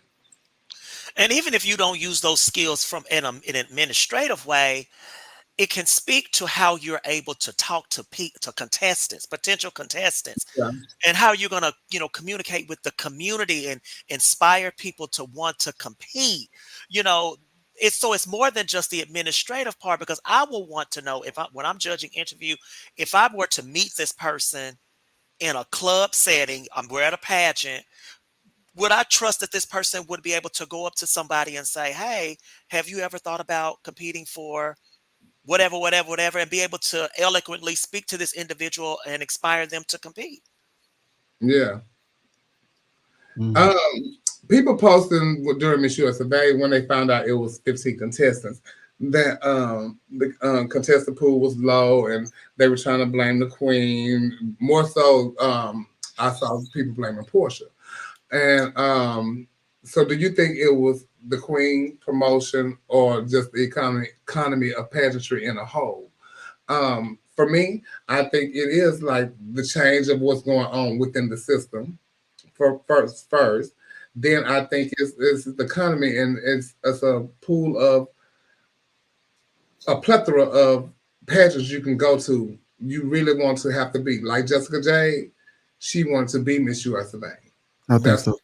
That's why she kept coming back, regardless of what. You know, it's a lot of contestants that were new this year, and it's a lot of girls that want to be Miss USA, but they wasn't there. You know, and this could have been their year. You know, you never know. But you know, they didn't take the chance in doing so. So, and some people don't have the means to do it these days. It's not like it used to be.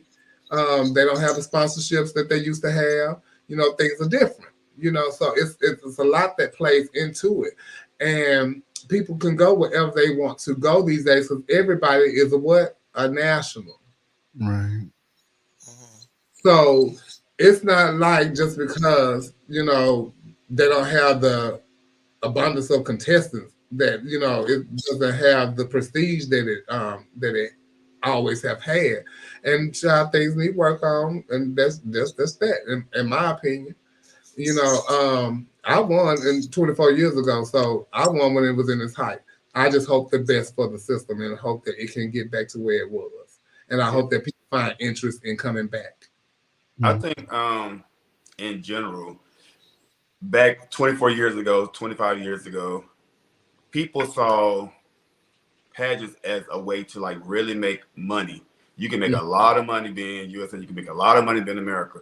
I think a lot of queens now, they don't need pageantry to make a lot of money. Yeah. So I think it's just the avenues are so much broader and open to making money now that some people might not want to do pageants. They might be an entertainer, and this entertainer is getting booked and going to these shows and making $500-$600 a show. Or this girl might want to just go on Drag Race and become a Drag Race girl, or this girl. So I think the avenues is for people. Some of the pageant girls ain't doing that. That's the newer pageant girls. So I get that, you know. But what are those girls that, you know, still do other pageants that want to be, you know? You got 900 pages now. 24 years ago, you only had probably 75 pages. Because, like, even with Yasmin, I asked Yasmin to do Queen, And Yasmin said, no, sister, I'm going to go to US of A classes. I said, oh, okay. Yasmin started over there at US of A. So I get why, she would want to go to US of A.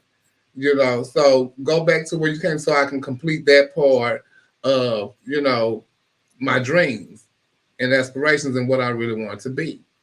Mm-hmm. And so, if it's for you, it's for you. If you're able to go, you're able to go. So don't put that on like just the queen. It's a lot comes with doing pageant.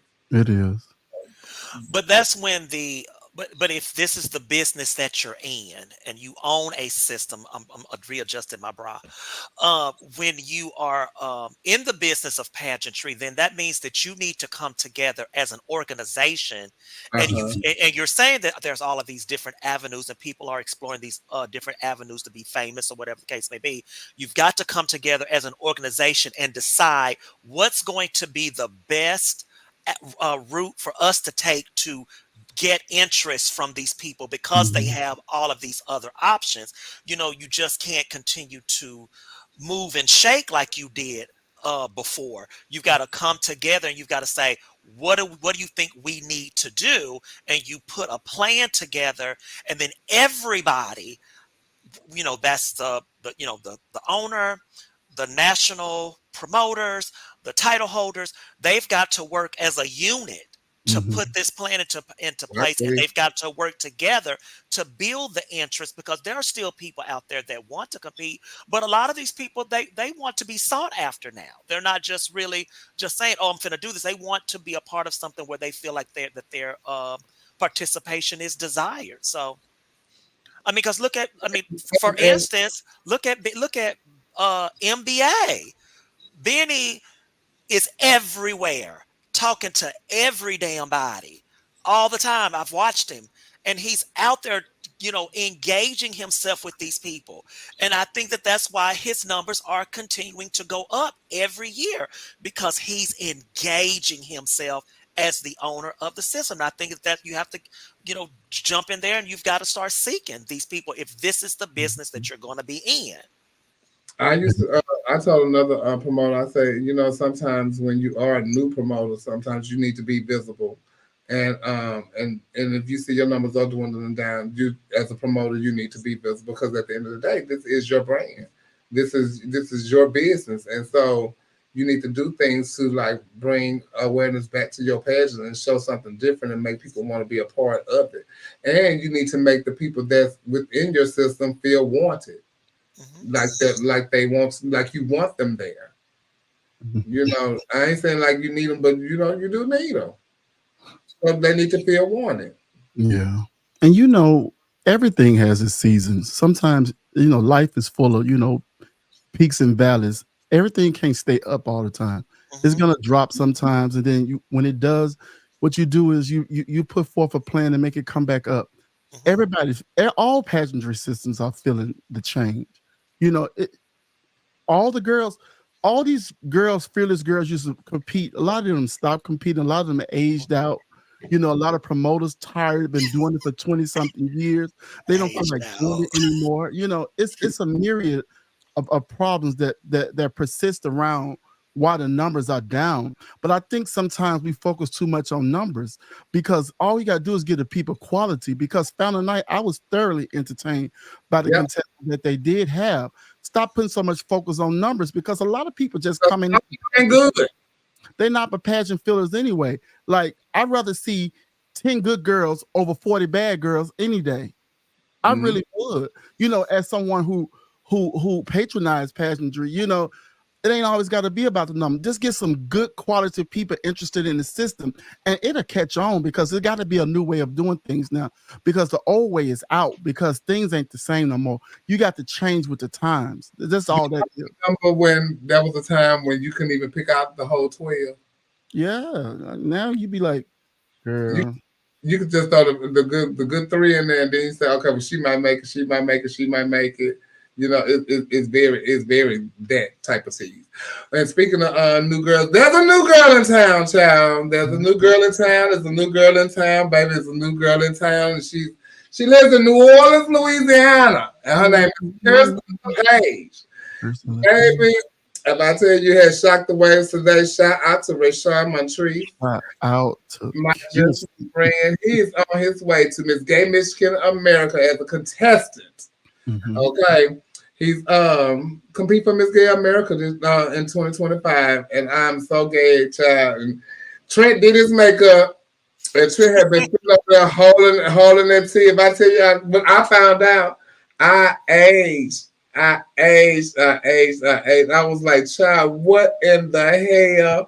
And we were at dinner when he told me, and I was like, oh, she pretty. And we were all talking about the conversation. And I'm thinking, like, he finna help this girl or something like that. And child, he's like, you don't know what I said? Oh, no. He's like, you sure you don't know? I said, He's so child, that's me. You who? Me. Child, what you doing? If I say I gag, and when he told me he was going to America, I'm thinking it's new promoters, and it's as new promoters he can go. He wants to go back to Mr. Gay America, not thinking all this other stuff. But he's like, no, Miss Gay America. I say, what, baby? I tell you, I got so drunk that night. I got so drunk. I was excited. I was so excited. Yeah. So, shout out to Rashawn Montrese. Shout out to Rashawn Montrese, aka Kirsten LePage. Kirsten LePage. And I had to keep it under wraps. I couldn't expose. You know, I was with Coco the night before, and I'm like, girl, why you gotta leave out so early? You just going right there to Indianapolis. Where's you going? And then somebody said, oh, I seen Coco at Black America. I was like, what? She went to Black America. I was just like, okay, well, all right. So I was like, no, y'all didn't see Coco there. She went home. Then I found out why. And, oh, Raquel, he said you had gag too. Yeah, but I'm really happy for him. You know, I'm happy for him, and I'm excited to see what he produces, and I'm excited to for him to go to the prelim. And I wish him all the luck. I'm 10 toes down with him. So good luck, Rashawn, and welcome to Drag, child. Oh, shut up, Kim. You get in drag anyway when you do Michael Jackson, so this should be easy. This should be easy. All I gotta do is do the same moonwalk. Okay, that part. Okay. Well, good to see Raquel at US of A too. Raquel was looking absolutely stunning. She done slimmed down everything. Raquel, you got some tricks up your sleeve for Continental. We already know it. Cannot wait to come support you in the audience, going crazy. Cannot wait. Give it up for Raquel, Miss Missouri Continental. She's on her way to Continental in September. It was good to be with Auntie in the dressing room and stuff and Kiki. And child, that woman is crazy. Get it together, Tommy. Somebody please go help Tommy. That's what she kept saying. Somebody please go help Tommy.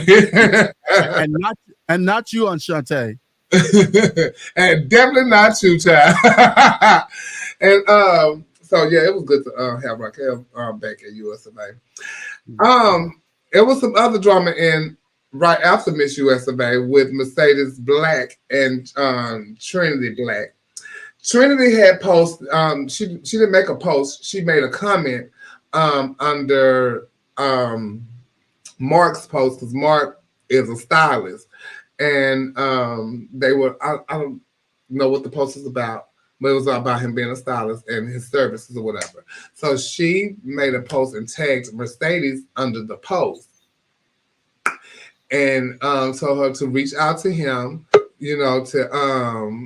when she get her Black Universe package together, what have you, for styling or whatever. Baby, Mercedes had went.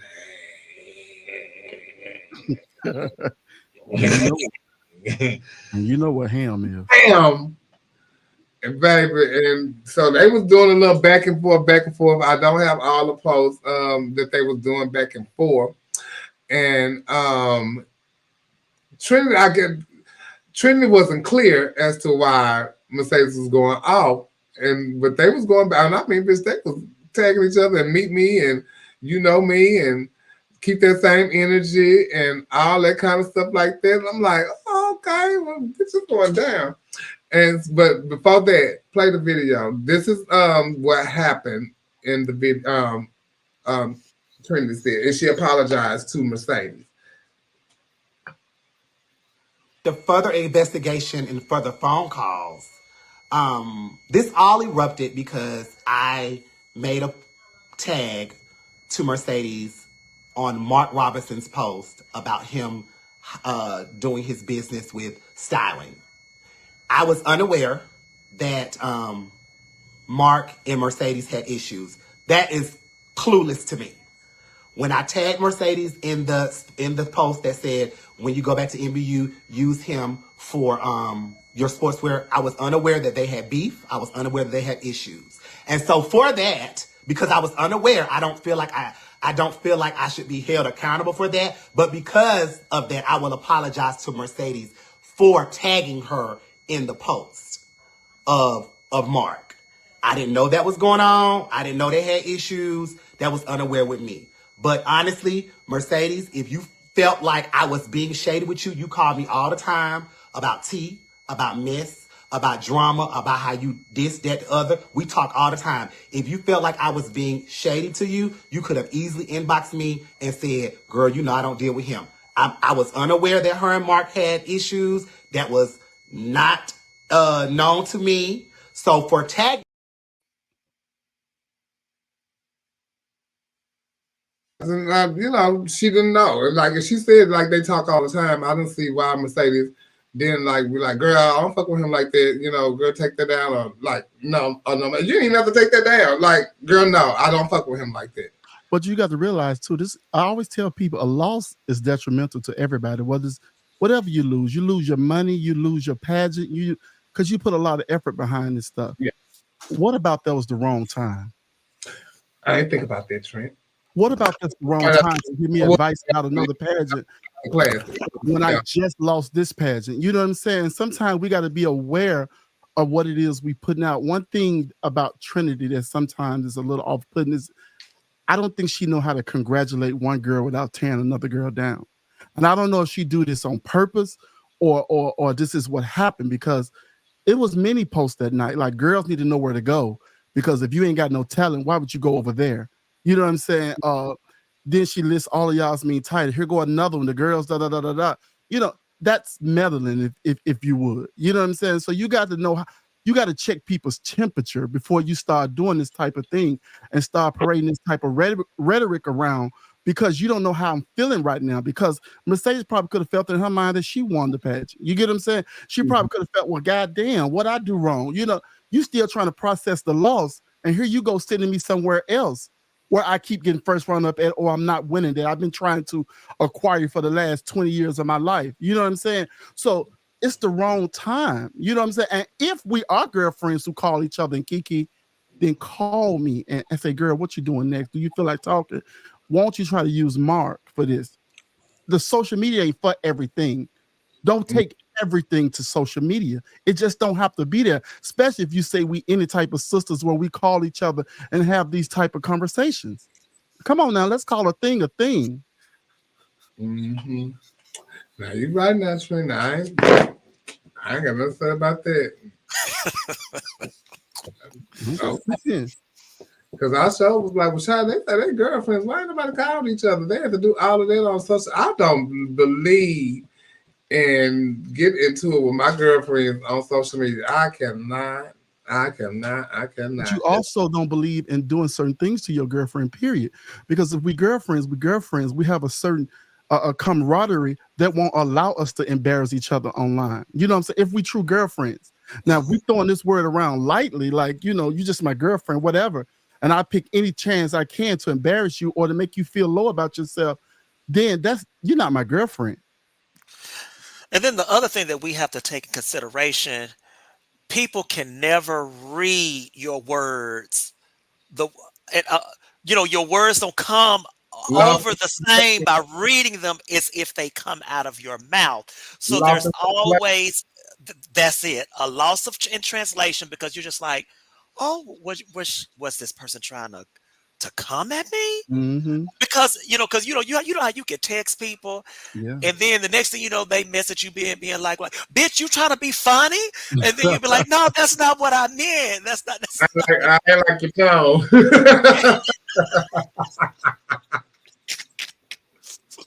on mute, Neil? I don't think so. I don't know what he's gonna say. Mute. We can't hear you though. Neil? No, we can't hear you, baby. Neil. You know them. You know we can't hear you. Don't work like that now. It's for the plane ride, and that's it. He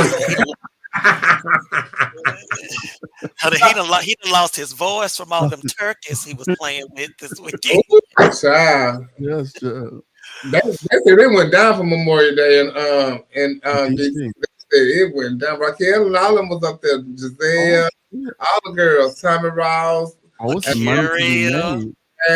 and all of Neil. That's it, everybody. They'll be here this weekend for the Dupree reunion. Y'all bring all the just down here. Okay.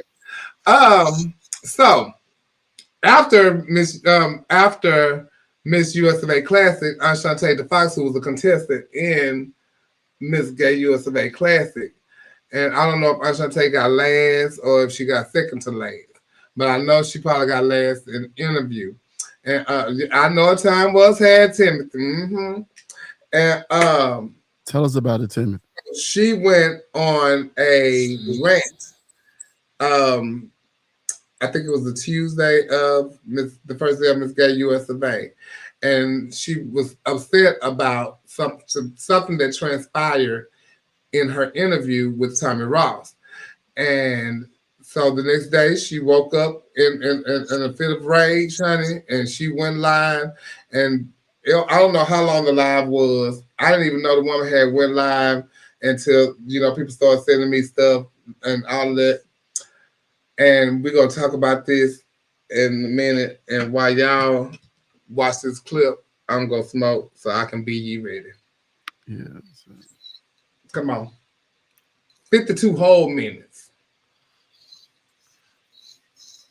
Hit the button so I can like it. I can. And Mike Allen, stop being messy.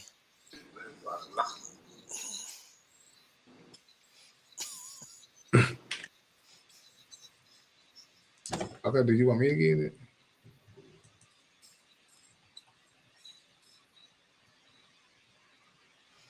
Okay, I got it. But no, I'm not lying. You wrong for that. You seen that interview, you doing shit. I'm gonna go through all the judges. The judge on the end, Jacob Nova is my friend. I talk to y'all every day. Y'all do the world for me. I'm telling you, I'm gonna find out what really went on. I'm letting y'all know that now. Jacob, I love you. I cannot get mad at you. You and Nova Star have done the world for me and everything. I'm gonna say this, Trent. Trent was on the panel. Trent, I want you to know something from my heart, Trent. From my heart, Trent. I mean, my nigga, from my heart, my nigga. I love you, Trent Simmons. I met your mother. Trent, don't get mixed up in that shit, dog. I'm telling you. Don't get mixed up. Trent, you are a part of this community. You are somebody. Trent, I love you, my nigga. I love you, and it hurt me that I had to see you on that panel. I had to go to this. When I didn't even look at the score. I looked at them some shit Miss Tummy gave me, going around passing out shit. Bitch, I don't need you to pass out my score sheet with me like you Miss Doubtfire or something like that, bitch. And then you try to use big old words, bitch. You can't even motherfucking read and write, bitch. I know about your history. You ain't no Miss Doubtfire, and then you want to think you all this and you all that. You think about all the shit you do, and you expect people. You ain't shit, Tommy Ross, bitch. You ain't shit, bitch. Old ass getting makeup, thinking you sexy. Bitch, I don't need you to help me win no pageant, you dirty mouth ass punk. I don't need you to help me win a motherfucking thing. Bitch, let me tell you something. You should know, bitch, you ain't never been in my motherfucking house, bitch. Bitch, Texas, watching this. Me and Miss Kappa's been friends too many years. That's my sister. I don't care what nobody say. I brought up with her, everything. But one thing I can say, it's not about Miss Kappa. Miss Kappa, I want you to know something. I love you, and you my sister, and you always gonna be my sister. But bitch, let me tell you something. You know me, bitch. You know me, Miss Kappa. You know me, bitch. And I'm saying what I said. Everybody told me I'm trying to tell you, you sick. No, you ain't gonna pick on me. Oh, Jesus. So that was just. Yeah, Trent, where you at?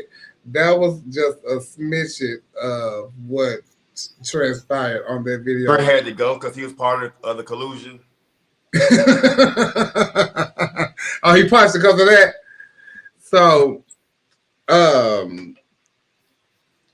she went off on Tommy because she said that Tommy disrespected her and she didn't like the way that Tommy had talked to her. But you had sat on that line and brought everybody. She brought Raquel up. She brought Amaya Glamazon up. She brought a whole bunch of other people up that didn't have anything to do with what was going on. She never did say what it was that Tommy did to her. It was just a whole bunch of repetitive talking and repetitive talking and reading. And she was saying she didn't know what Tommy got it from, that what she had said to her.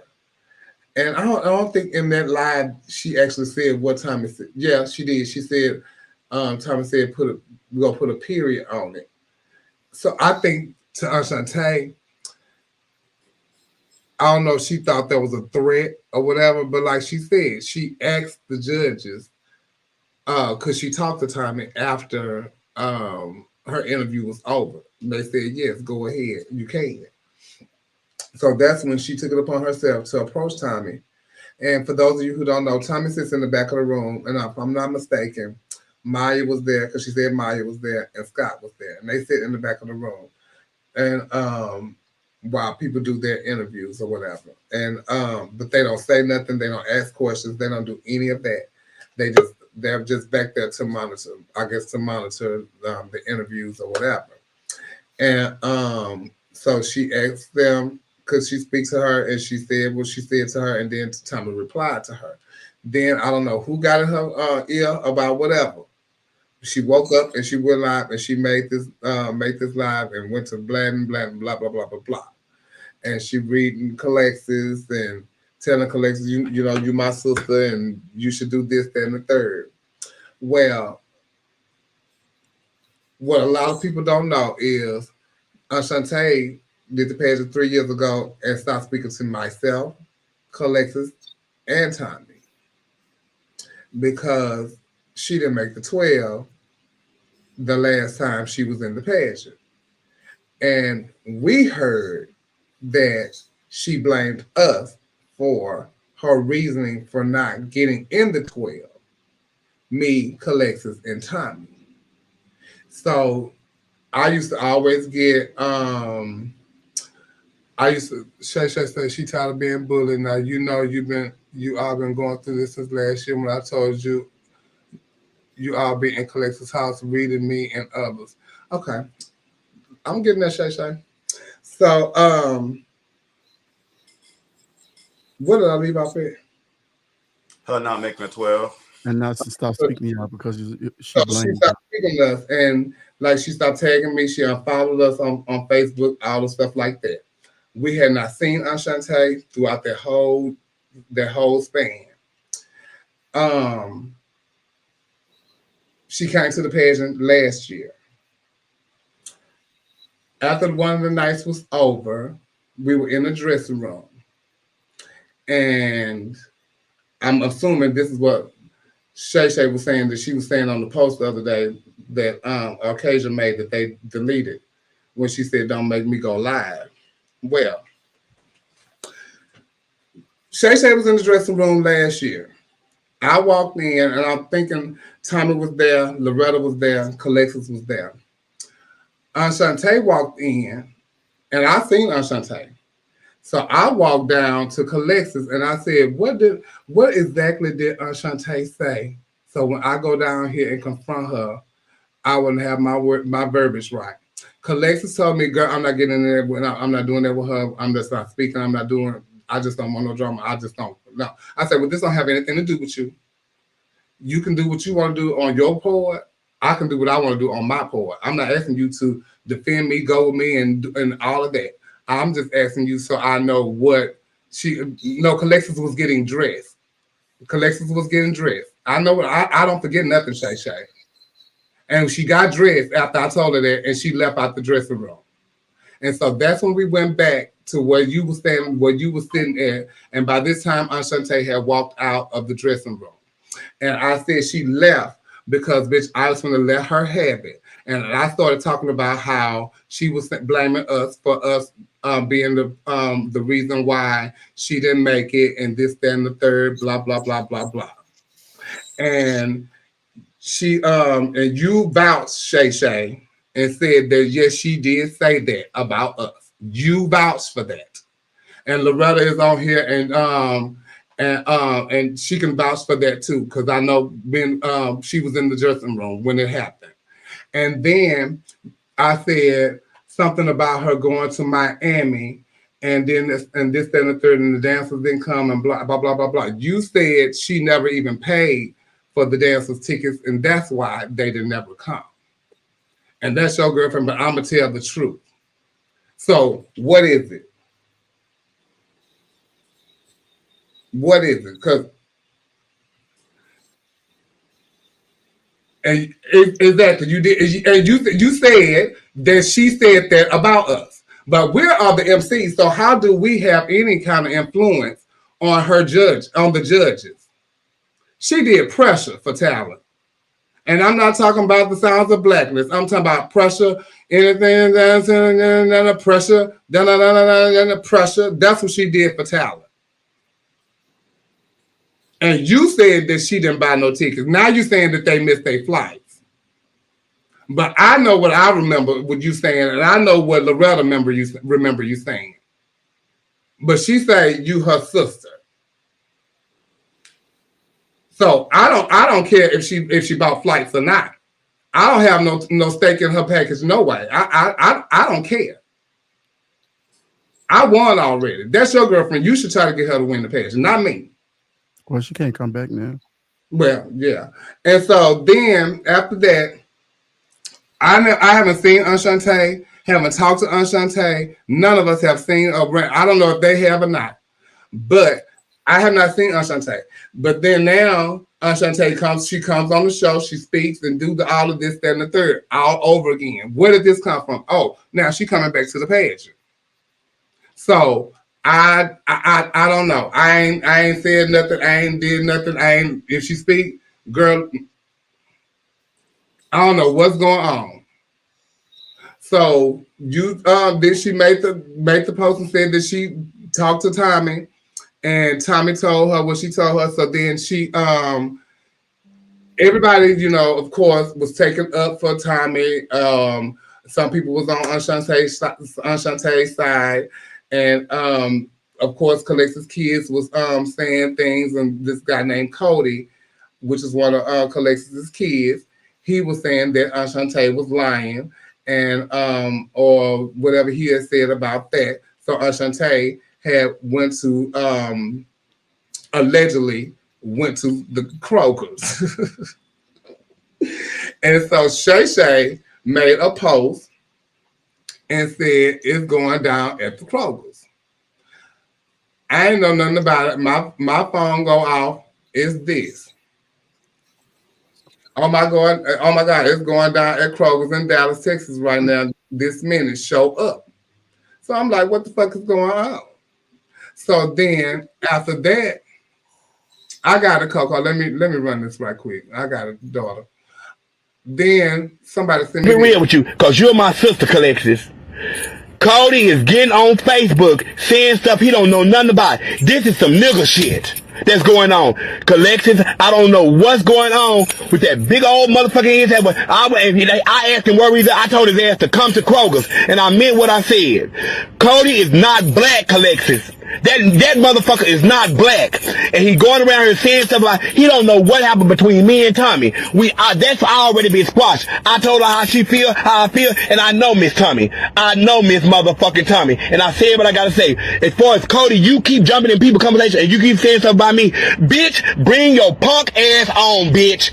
Bitch, you know you can't fuck with me. You know you can't fuck with me. You know you can't. You big old nasty ass trick. You ain't nothing but a motherfucking trick. And I'm telling you, bitch, wherever you want to meet, bitch, I'm ready. I want to go there, bitch. Me and Miss Tommy ain't got nothing to do with your punk, bitch, sensified trick, motherfucking cracker coon asshole. And I mean what I'm saying.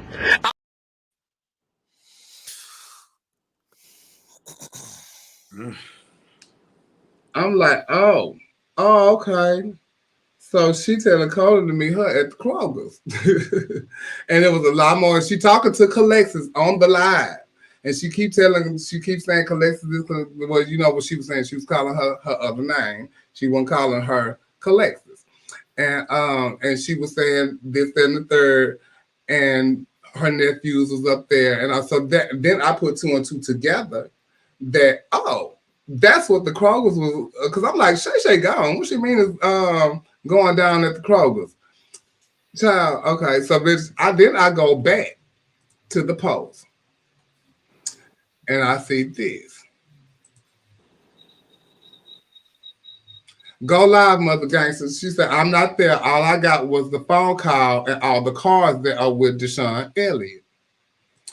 So, okay, so I call Calexis. And me and Loretta is together. I say, girl, listen, I don't know what Cody is and what's going on, because I know that her and Cody was going back and forth. Collects, okay, well, bitch, let's go up here and see what's going on, because Miss Shantae is calling your child to the K. Rogers. Let's get down here to the K. Rogers and see what the hell is going on. And I bet you anything, Shantae is not there. I bet you she is not there. And so then on my way there, when I got there, I get this.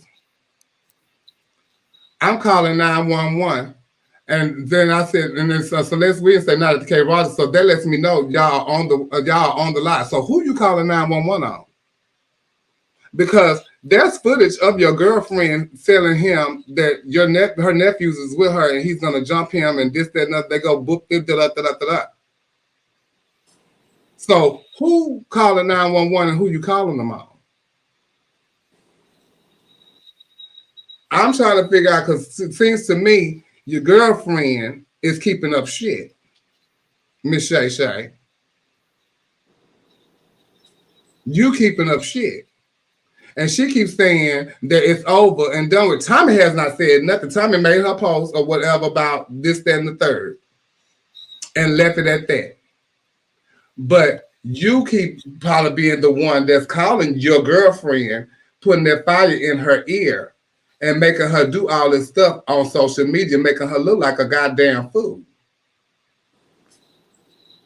And you talking about she on live talking about she know Tommy Ross, this business, and whatever she said, some of this stuff I don't know to be true, but I know Tommy Ross been working on McDonald's in the 80s. That was Chanel Nicole. You talking all up under the woman's dress and all that kind of stuff like that. That was just downright late. But you are entitled to feel how you are entitled to feel. But she said this, because I don't know who told her to do this. They said put on your good wig and go back and judges. I said, can I please speak with Tommy Ross if y'all don't mind? They said, sure. So I got up and I said, Tommy Ross, I want to tell you something. I know we've had our differences or whatever it may be, but it personally has nothing to do with you. Just out of the blue, I don't know where Tommy Ross got this from. She said, I want to tell you something. If you ever mention that I had something to do with your scores again, this is what she had told me in an interview in front of Scott, in front of everybody. And I know they all heard it. I spoke with Layla recently. Layla told me that she heard the conversation. It just shocked me because I'm in an interview and I expect Tommy to still hold on to things like that. But she did hold on to it. She said, if you ever mention my name again, she said, we're going to put a period on this. This is what she said. If you ever mention my name again, it's going to be the end of it. And I was just shocked because I'm in an interview after not coming to the pageant for 3 years. I'm thinking that I haven't said nothing about you. And for whoever told Tommy that, I still know this to this day. I don't know who told Tommy that. I was never upset. I was upset that night at a girlfriend of mine, Ricky Durkee. She had came up to me, Yasmin, and said, you're not going to win the pageant. It was just horrible. So what she said, she don't know who told her, but who confirmed it was Shay Shay. Shay Shay, no, I'm not bringing you on here. No, I'm not bringing you. You can go live on your own page and tell your side story on your page. But what you're not doing is coming on here to do it because no, ma'am. No. What you gonna say, Neil? So, Trent, so what did you hear? Because you was in there.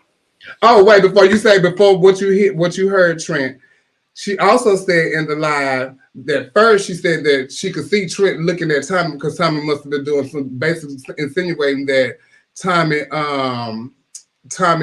was doing stuff behind her back. And so she was saying that Trent was looking at her. Then later on, either it was on their live or the one with the good weed, that all the judges was looking at Tommy. Well, she said that was true because Tommy was the timekeeper. It was 7 minutes of interview. When he got to the 6-minute mark, Tommy would raise her hand to let us know that it was only 1 minute left, so we needed to wrap it up. So I don't know if she thought Tommy was back there doing something towards her, but she did that for every contestant. When he got to the 6-minute mark, she raised her hand. It's time to wrap it up. That's all that was. So when she asked Tommy, asked y'all, could she talk to Tommy? Was this allowed where y'all could able to hear the conversation? Yeah, we were. So what did Tommy actually say to her? She said something about being accountable for her own actions, and she was saying that in her life that, and don't quote me, and she was in her life that she used to put a karma behind people so that she can see if they would come back and redeem themselves. So now she's learning to put a period there where the karma once was, because she knows sometimes she just have to end certain things. I don't think it was disrespectful. I think it was they both got a chance to say how they felt. But the other part of the conversation of Tommy being disrespectful to her, I honestly didn't hear that unless when they got close to the door, it went down between them. But I didn't hear that. You know what I hear? I hear a bit of brokenness in Enchante. She's a broken person, and she's been through a lot. And then I think she look at her sisters like Tommy, Calexis, all of you guys, and y'all all have crossed over the threshold to become Miss US of A in some capacity. I think that she think at this point in her career that something should have happened to make her be a part of this. Also, like, she don't understand when she don't make the 12 that it was indeed something that she did and not nothing that the system has done. You know what I'm saying? Even on her score sheets, I don't know if I can even say this, but I am.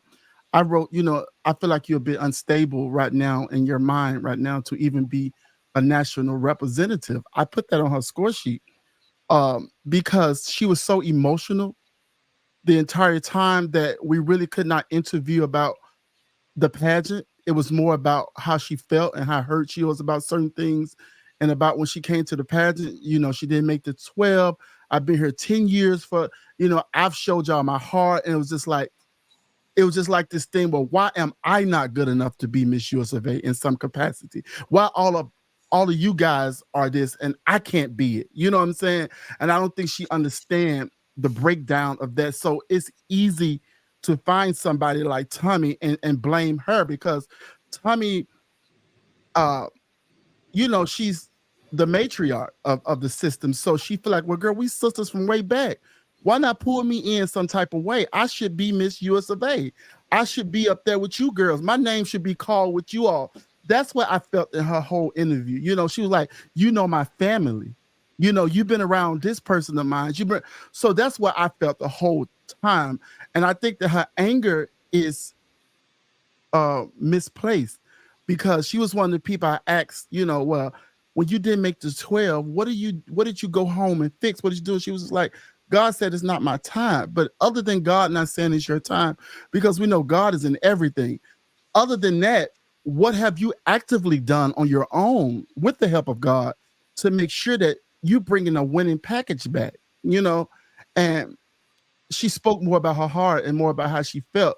So I don't think she understands that there's certain things that she need to fix if she wanted to be a part of the system. I think she wanted to be pulled in some type of way, because in her mind, some of those girls have been pulled in. You know what I'm saying? And why not me? That's what I heard from her. I agree, and I think that she's hurt by Calexis more than anything. That her and Calexis, because her and Calexis grew up together. And I told Calexis because after when I was getting ready for that night, I listened to the whole live, and once it got to the part where she said she had talked to Maya, and she broke down and started crying, and then she started talking about Calexis. I could see that, you know, it's like, Calexis, you're my friend. And I look at you as my sister, and this, that, and the other, but you have this relationship with Tommy, and you will side with Tommy over me, and I think that hurts her. You know, and I think that she really wants acceptance from Texas. Yes. You know, but she put me in it with them because I ain't got nothing against you. I don't have nothing against you. That's Enchante, that's the opening. Come on in for our point of view when she was reading somebody else. But like, I don't have anything against her. And so when she stopped talking to me, that's my thing. When somebody stops speaking to me and the bitch ain't did nothing to you, or you haven't even came to me to rectify the situation, now I have a problem with you. You know, I really have a problem with you. So, and then they say clarified it.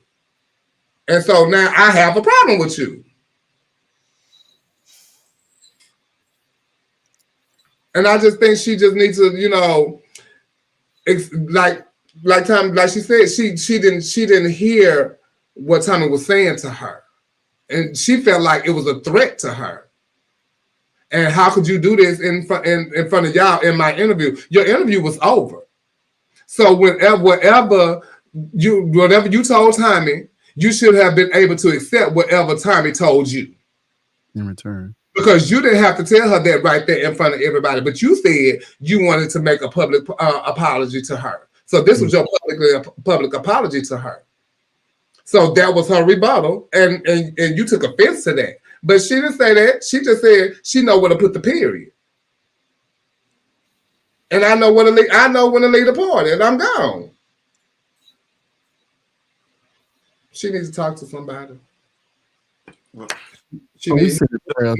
Because you can see so much hurt in her. You know what I'm saying? And it's deeper than US of A. It's just deep. It's deep. And she talked about her mom and dad passing and stuff. Like, it was a lot of hurt within her conversations when we was interviewing her. And, you know, just like sometimes we don't seek help the way we need to because we think we got it. And we think sometimes we're supposed to go through our life and just hurt and carry certain hurts and pains through our life.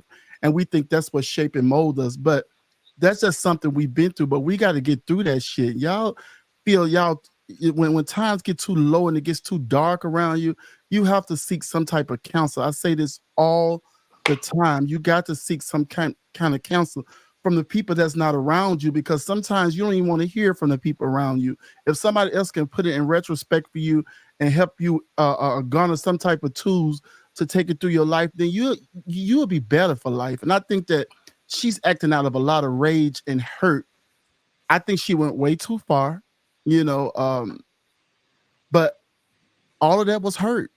It was just hurt. And then, you know, we talk about mental health on the show all the time, and she's saying that, you know, she's not mentally there and she's on these meds and this, that, and other. But to me, you're making a joke about it. But no, you need to be serious about it. And like, I take 4 meds and I'm off this one and that. No, take your medicine. If you know that you're unstable, take your medicine. Love and light. We're gonna say her love and light. I think, well, I don't know, from an outside perspective looking in, because I don't know any other personal. I thought it was like all y'all made a joke out of it to me. I thought she made a joke out of it. I thought, you know, I definitely did, because I knew she wasn't there. Yeah, so like I feel like all of it was at your house. But that was to go to show to everybody, this bitch ain't doing nothing but talking shit. She's not there. She's not there. And then you telling Khalid, and then you threatening people. But she's not there can be a double entendre. It could, but wait, guess what? But guess what? But and we ready. Like she said, Calexis, you know me. You know how we stand, and bitch, you know us too. And we roll deep too. I mean, but it's just like, this is so crazy to me. She was looking for Akasha. Can y'all make her honorary queen? I ain't gonna do that. Well, and the thing is, if I've been friends with somebody from the 80s or 90s, and you know that I'm going through these things, or you see a change in me, or even if I spaz out, like at what point do friends have that conversation with each other? And it's like, okay, I know something is not right. You cut off your communication with her. She cut off her communication with. I haven't been friends with her that long, so take me out of the equation. And she stayed that her and Tommy are friends, but you say you don't even know where I live. So that means that's not your friend either, because you don't know where she live either. But you know where Calexis live, because that's where you meet everybody at. So it's Calexis. Now that's who's been friends with her since they were kids. But Enchante has been in jail most of that time. I just think some type of conversation should be. First off, it's just too many. This is something I expect people who in their 20s and kids to do. But no. This is not something I expect. She mad about a pageant. Ain't nobody else done nothing. She mad about a pageant. She the one went live. She the one did all of that. Thomas said she put the period on it. Calexis haven't said shit. I'm the only one that went up to the cable office to make y'all know that bitch she ain't did it. I'm the one being petty. But I think that it goes beyond the pageant, though. I do too. I think it goes beyond the pageant, and I mentioned this to Trent. You know, in her mind, if she felt like she was being ridiculed or made fun of, you know, that could be the source of the hurt, especially if she's not in a place that she's well. Because things that would seem rational to us, it's not rational to someone that's not I don't know her diagnosis, but to someone that's not really there, anything is triggering. Anything anybody can be perceived as an enemy or a possible enemy. And then a lot of people, when they're in those places, they go into attack mode. And a lot of times it's not so much, I don't think, for some people, but I don't think a lot of times it's for to hurt. Sometimes it's a plea for help. And will somebody, and they just, some people act out like that because they really want somebody to say, okay, now listen. As a friend, they should have done that instead of her egging her on and doing things like putting those posts up, making the other meme with her, talking about she the news anchor, I got your new talent, and all that kind of stuff like that. That stuff was egging her on to do the stuff that she does. But that's her friend. So am I wrong? Am I wrong in that situation? Am I thinking about that wrong? Y'all it's not about being right or wrong. I think right now it's about being diplomatic. Somebody said sisterhood and this, that, and the other, and being a friend to her. But this is the people that she called out that is her friends, and they see her spazzing out. But you adding fuel to the fire. And and friendship is not easy, and friendship is hard time, and you gotta have those ugly conversations with friends. And this is when you know if this friendship is going to last, because sometimes you might do something ugly to a friend, and it's like you have to make that choice. Is this relationship worth saving? Can we get over this? And you have to have those hard conversations. But it's definitely other stuff going on with this, and it's not about a pageant. And I just hope that all these old ladies get together and get their shit together, because this shit talk about what people get side teeth in and have a conversation. You know what I'm saying? I don't think Calexis and Tommy want to have a conversation with her. Well, maybe one day. But we send in love and light to and good energy. I really do hope, if she needs to, well, we know she said it. I want her to get the help. Yeah.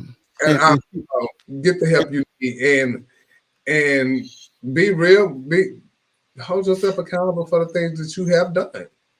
And maybe, Chevelle, you could be that person to first extend that branch, to say, hey, can we have a conversation? And then you can say, hey, this is how I felt about this situation, but on for real, let's talk about this. Well, I don't really have anything against her. I just don't like the fact that you grouped me into something I didn't have anything to do with. You know, even in her life, she was like, "Thank you for reading my bio and this and that." But I'm at work. That's my job. You know, I gotta have to do it.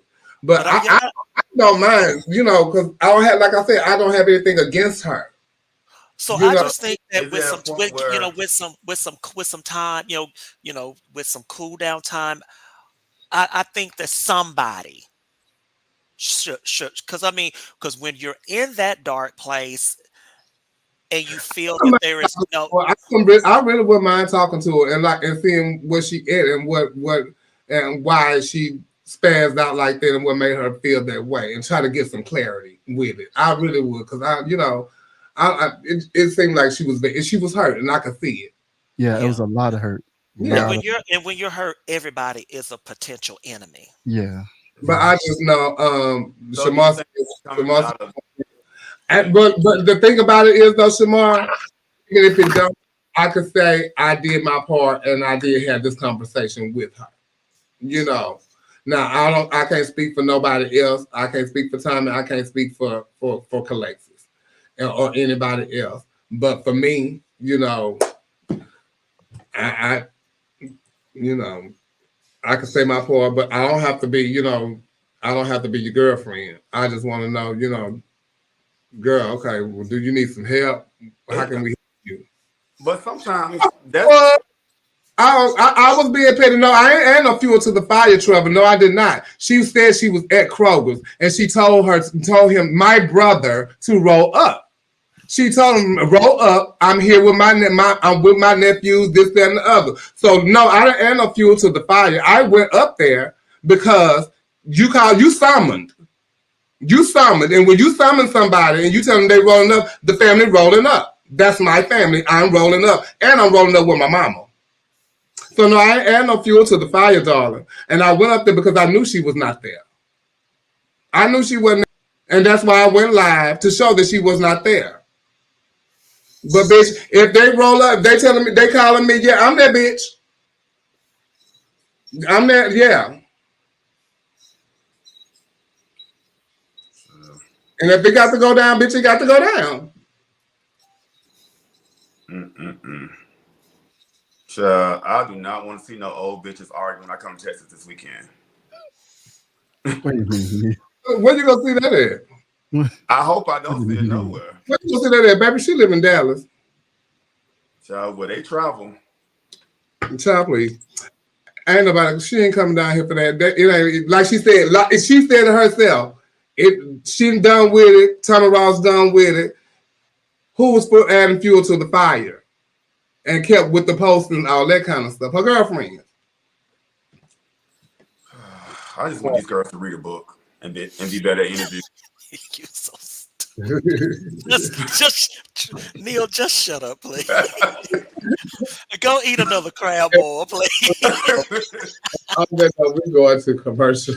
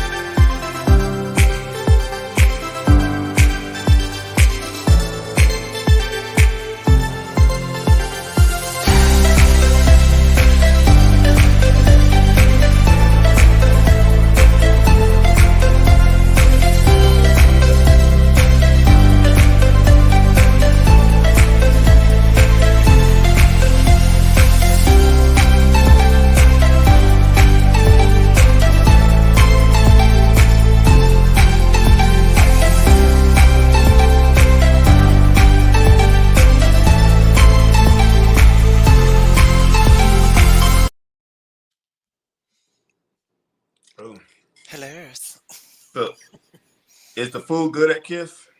It is good. Where is that, in Houston? Yeah. I'm out talked to roll through there on Sunday. I talked to Isaiah the other day, asked him was he coming. He said, "Yeah, I was supposed to hit him up." I said, "Yeah, should I come to the brunch?" I had told him something was going on. He said, "Oh no." Yes. No, but yeah, Neil will be here this weekend, y'all, for the what is Dupree family reunion weekend? Yeah, and then the Gemini NBU on that Sunday night. Okay, yeah, I'm working that Sunday. So okay, I'll see you there. I think they're using the cast for the entertainment part of it, I guess, or something like that. And then Trent's gonna be there, I think, too. So Trent, you're gonna be in Houston too? Houston, Texas. This ain't Texas. What? Yeah, I like Texas. Child, they said Naisha to summon Dollar Dupree.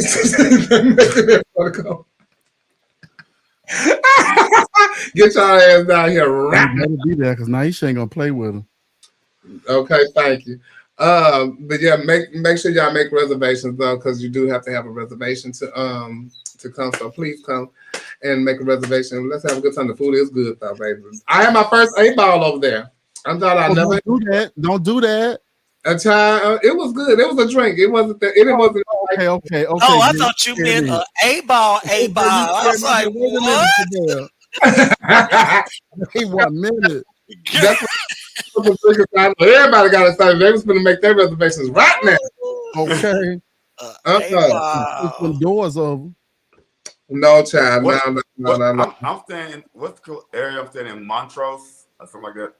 Oh, okay. Yeah, you close by Kiss too. It's because it's not far from Montrose. Okay. It's like in the same area. It's nice. So the food is so good. I had the shrimp and grits last week and it was delicious. I love shrimp and grits. Ooh, that's so Shout good. out to Uka and Nina D'Angelo. I say it every time we talk about them. Nina D'Angelo makes the best shrimp and grits I have ever had in my damn life. Dominique. Oh my God. So I made sure I brought mine home. That is so sad, child. That's really sad. I'm gonna run through just one or two of these before we get up out of here, and because I really want to touch base on some of this. Let me see where I'm gonna go with it. In the gay community, there seems to be a celebration of negative or bad behavior. Is that what we have come to? Do we no longer care about right or wrong? Neil, what you think?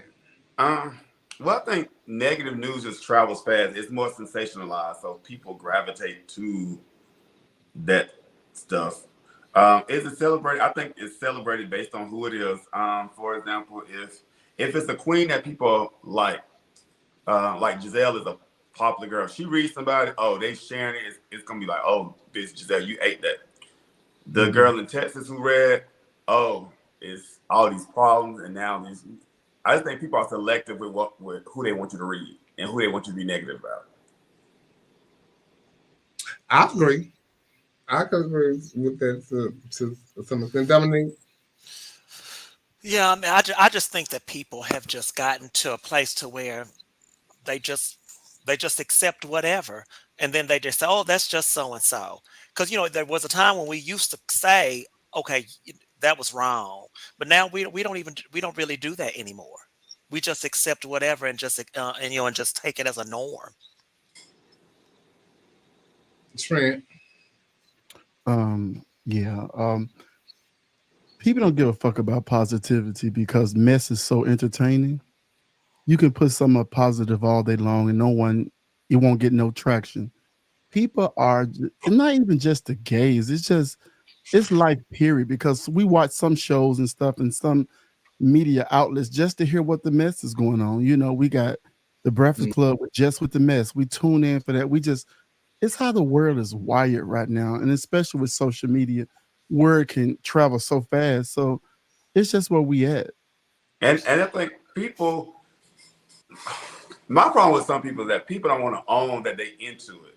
They want to put these social media platforms and want to give quotes and talk about Bible, talk about unity, But then you sending group messages and being messy to your friend. Like, own the mess. Like, own the mess. Don't go above it. Like, okay. Say that you watch the blogs. You just don't watch the news. I'm like, watch the blogs. You into it. Right now. I cannot get enough of Simon and Portia going back and forth with each other. That is just. Sorry, I didn't know my thing was doing that. So, trans women that enjoy being a top are considered masculine or called men, but men that are strictly bottoms and call it a pussy are not named at all. Are they women then? Yeah. So what is that about? Like, like for real, like, you know, y'all get thrown about when the girls say that they want to talk to somebody, but when a boy sit up there and say about how they like to go to pound and tell somebody to go to Pound Town on them, it's okay. And I think Witch Queens always say, "Child, I'm a woman. I'm a woman." Miss Clee always say, Miss Clarence always, "I'm a woman." Not all of them. Not all of them. A lot of people do, I think. It's what y'all call them. What they call the ones, the bush bottom? No, what is it? It's another name for it. They got one. They got a name for it. But like, it's the ones that happy. The ones that are. But then, how come the trans woman can't be just happy then? Yeah, they can't be happy. I think we look at the trans woman as a lady. A woman presenting. But I'm just saying, we look like me personally. I don't have a problem with people and their sex preferences and stuff. That don't bother me at the least bit. But a lot of times when you're looking at a beautiful trans woman and she go to talking about her meat that's alongside her two sides, and you be like, "Oh, okay. It could be off-putting for some people." Them boys, I be like, "Bitch, oh, like then every time bitch here, I had pushed my pussy out on him." That's exactly what they be doing. I'm gonna give him all this pussy. I mean, that's just basic locker room talk. That's how the boys talk. Oh, but then that's just how the girls talk. Then that like it don't bother me. It bothers Nia. You remember Nicole was talking about and Nia ran her off the show? Ooh, Nia had went in on my sister. Nia got a problem with it, not me. Ever since I started watching Mary and George, and Mary sent her son George off to that school, and that boy had told him about it. When he walked in, that he was having his friend, which was another man, he said, "A body is just a body." Okay. Well, let's go get it then. Come on. So why is it what you choose to do with your body wrong? Like, a trans. Because you expect a lady to act like a lady. Yeah. But what y'all always say what a person do behind closed doors is behind closed. What you do in your business ain't nobody business. Sometimes just keep, you know, if you do have to go to Pound Town with the boys, that's totally fine. But why the boys say they like to go Pound Town? Or like to be pounded. But that's what I'm talking about. Yeah. No, because we can't have a double standard. Because I mean, if boys can talk about it, then the girls should be able to say what they like. And they should. I don't have a problem with that. But most people do. Honey, I mean, that's safe, child. I mean, if you're top, fuck the shit out of them. Pull that thing out, beat it across their face, stick it down their throat, take it out, put it in their ass, make them taste it out of their ass, back into their motherfucking throat, back into their ass. I mean, fuck the shit out of them, Miss Trans Woman. It don't bother me. It don't bother me. Woman tells someone suck my dick, I touch my pearls. I was at the club one night. And one of the trans girls told me, she said, it was a stripper night. She said, "Oh, that boy done made my meat get hard." She took my hand and put it down there so that I can see that it was on her, and it was on her. So do what you do. Oh my gosh. I'm not saying all this to say that I'm that type of girl. I'm just fighting for the girl. Okay. I mean, you would ever. Somebody Somebody just told me this the other day. Oh, one of my closest friends said he told somebody that he was going to come by me to see me on the show, and he said that, oh, I met her before, and I told her I knew you, and then either they got into it with somebody out there or whatever, they was talking about something, but I rolled up and said something about my dick probably bigger than yours anyway, and drove off. I say, now bitch, you know goddamn well I ain't saying no shit like that. Now, bitch, my mouth, this thing. You should have said, now come on, now I know Chevelle ain't said that. Now maybe you heard from, maybe it was a Chanel or a Sugar or Shantae or something. Bitch, it wasn't your name. Yeah. Listen, let me tell you something. Yeah. I have been known to say that to make somebody mad. When some of the strippers backstage was trying to act funny about me being in the show, and I look down and say, "Oh, well, mine bigger than yours anyway. We need to switch paws." I have to be mad. To be mad. I ain't gonna lie.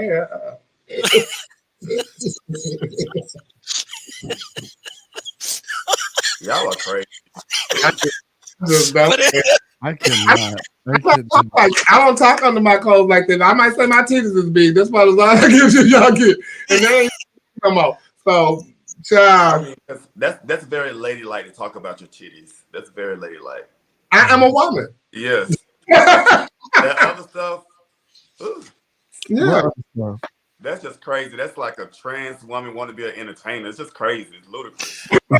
Oh my God. Neil, you a mess.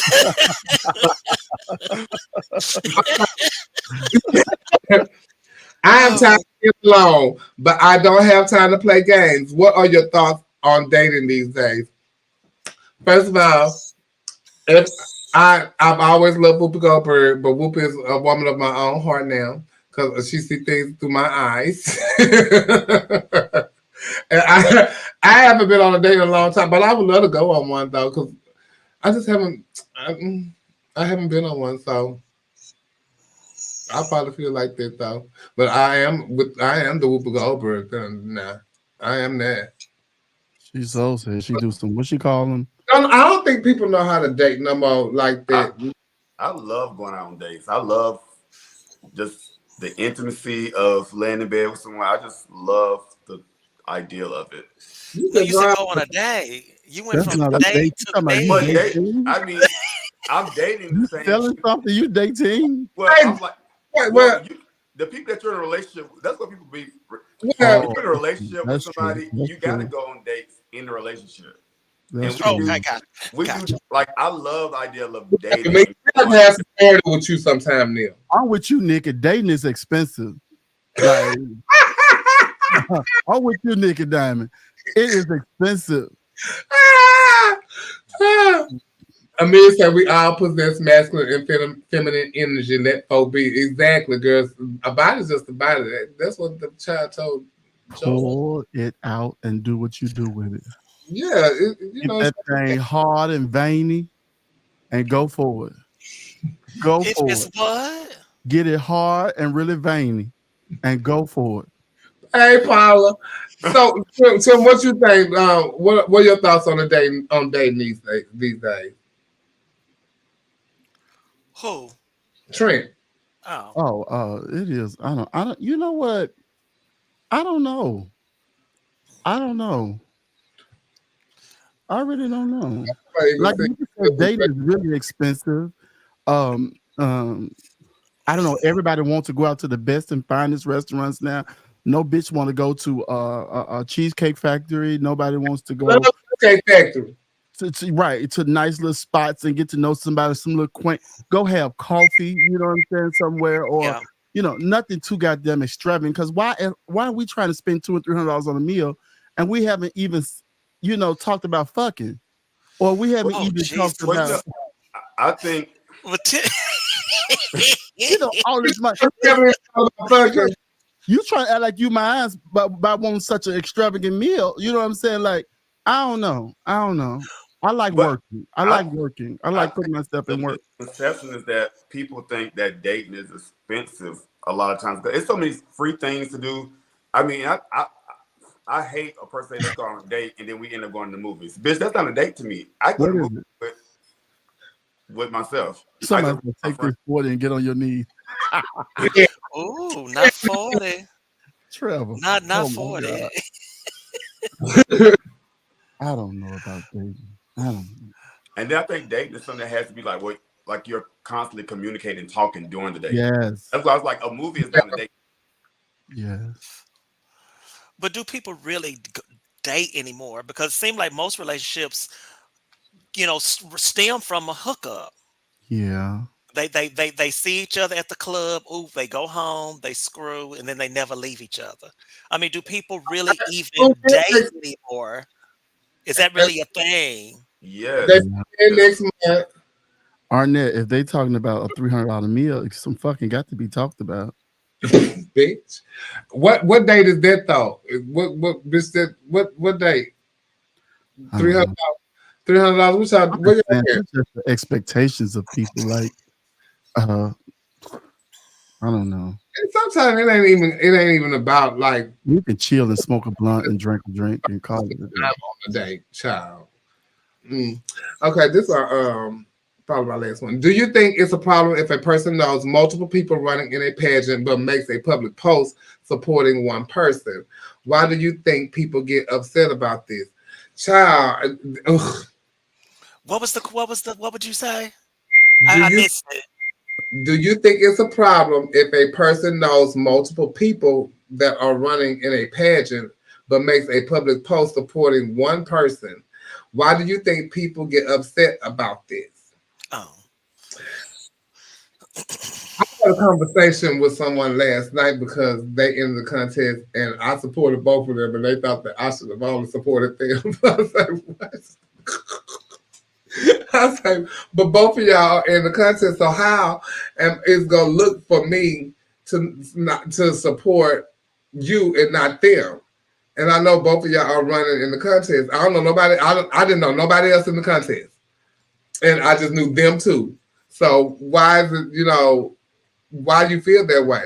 And they told me because of the relationship that me and them have. I say, but I understand it, and I have been knowing this person longer than I've been knowing you. So I'm not understanding why I can't support them and support you. That's why. What your shirt say, Trent? Support is different for everybody. In the words of Tiffany Star. In the words of Tiffany Star. At Miss USA. So I'm like, but what you think, Neil? I don't really make posts like that only because, I don't know. I just if it's like one of my if it's a post, then yeah, good luck. If it's like somebody who I know, I wouldn't. I'm not sure about making a post, but I always support one person. It's always one person I want to win. I'm not one of those people that like, oh, either such and such should win or such and such. In my mind, I know it's one bitch who I want to win more than the others. Like when I was younger, I was so adamant about the one bitch who I wanted to win. I could have nine girlfriends in there, but I only want this one to win. And it was always the underdog.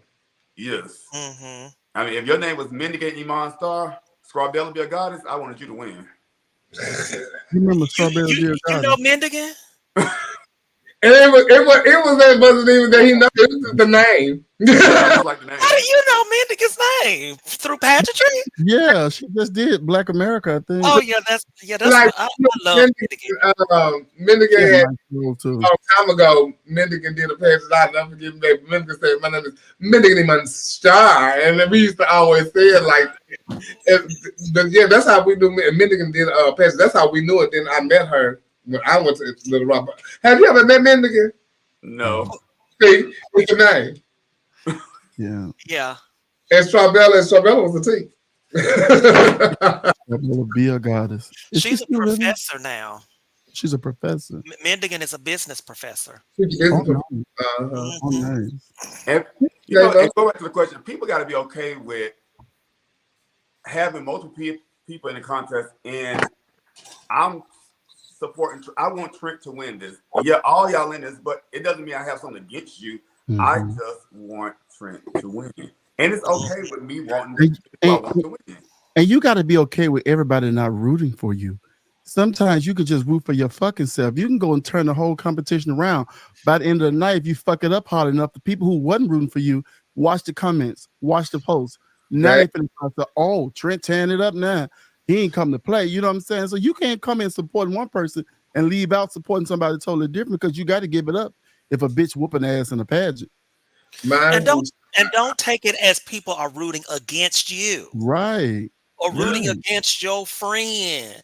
I don't understand that. How come people can't want somebody else to win but you? It was fun because like I had to learn that too. Like even like with the support thing and people supporting you and you seeing how you want people to support you. Because I did a pageant and my child's best friend beat me in the pageant, and she had put on the post.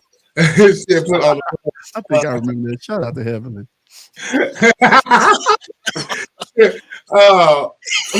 Yeah, and I had Chevelle. She had something. What y'all thought of something? Y'all thought something about what we thought of without a doubt or something like that. Babe, I tell you, they had pissed me off.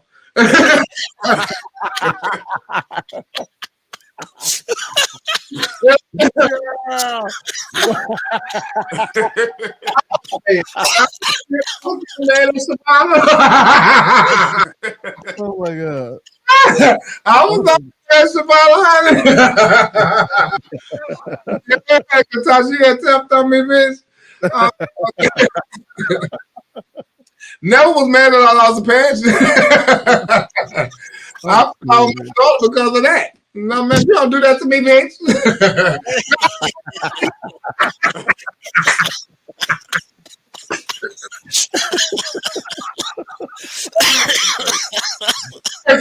There ever any doubt? Bitch, my ass spun around like Beetlejuice, bitch. What? Lord. Oh, but I have to understand, you know, that's our best friend, you know. Right. So, girl, you have to tell me down like that, Drew. I'm your mom. That was a key. We're going to go to commercial break and we will be right back. Right back. I'm a hustler. You don't need to ask a hustler where she is getting her money. I'm a big hustler. I work hard for my money. Okay. I work very hard for my money. So you don't have the right to ask me where I get my money. The only person that can ask me now and I'll answer is sister. Because sister is a hustler. She works for her money too. So we need to create ideas together. We need to like exchange mindset, business mindsets together. Not you. Because if I tell you now I'm wasting my time, you just want to monitor my money. Have my money come and go. So Okay. don't stop me again.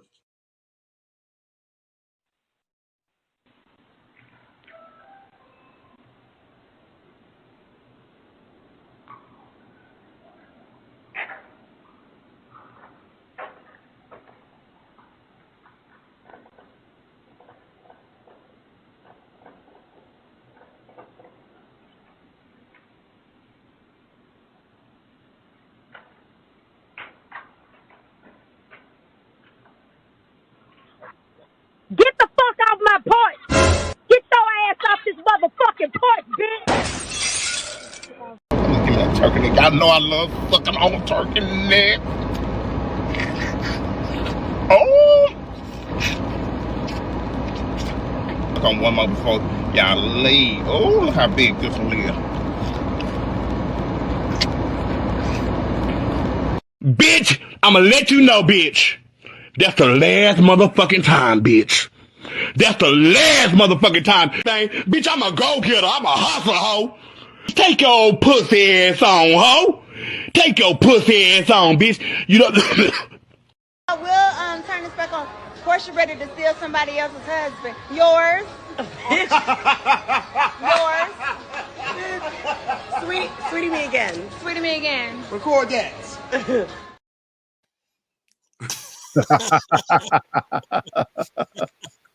Shout out to Tamika X. Tamika X make that food look so good.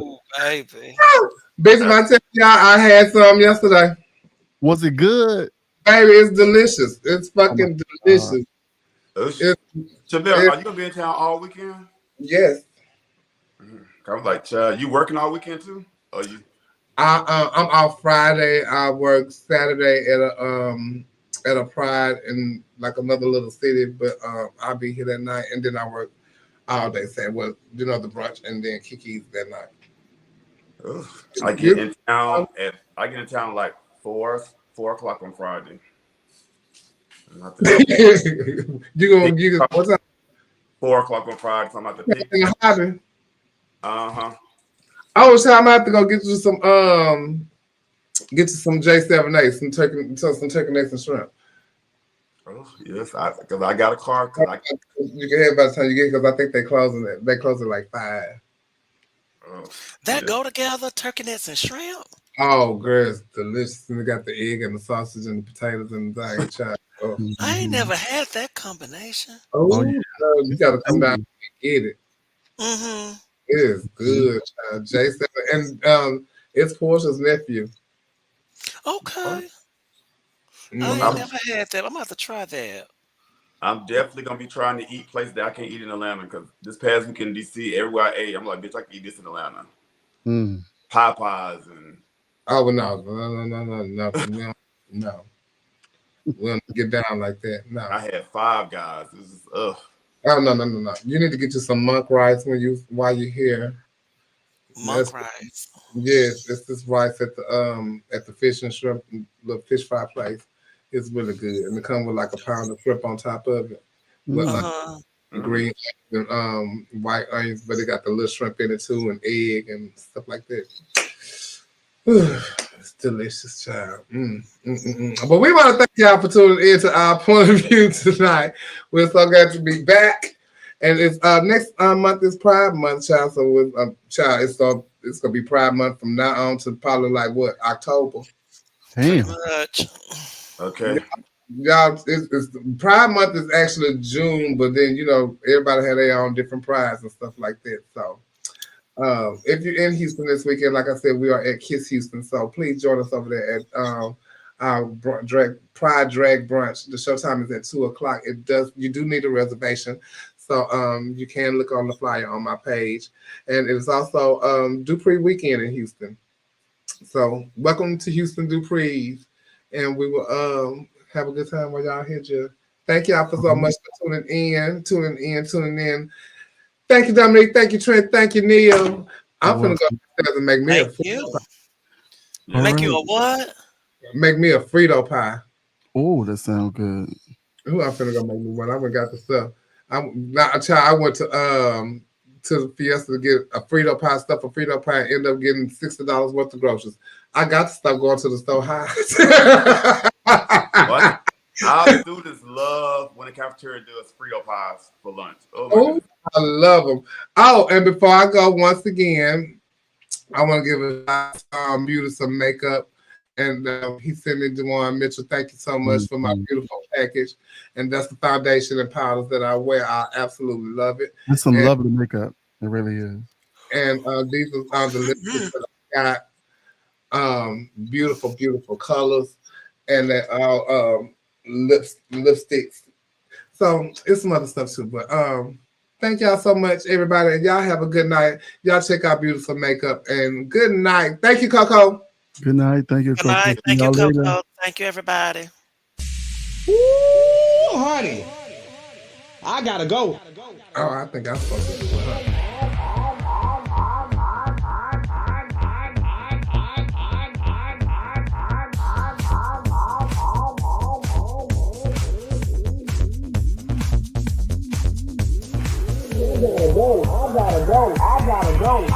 I gotta go. Yes, God, honey, they had tuned in, baby. I gotta go. I gotta go. I gotta go. I gotta go. I gotta go. I gotta go. I gotta go.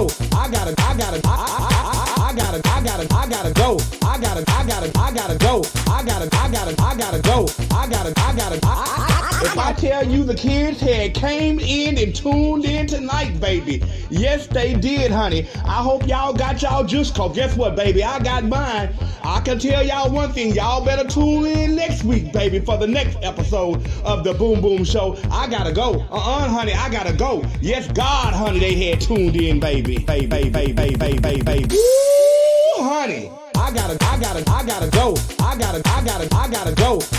I gotta go. I gotta go. I gotta go.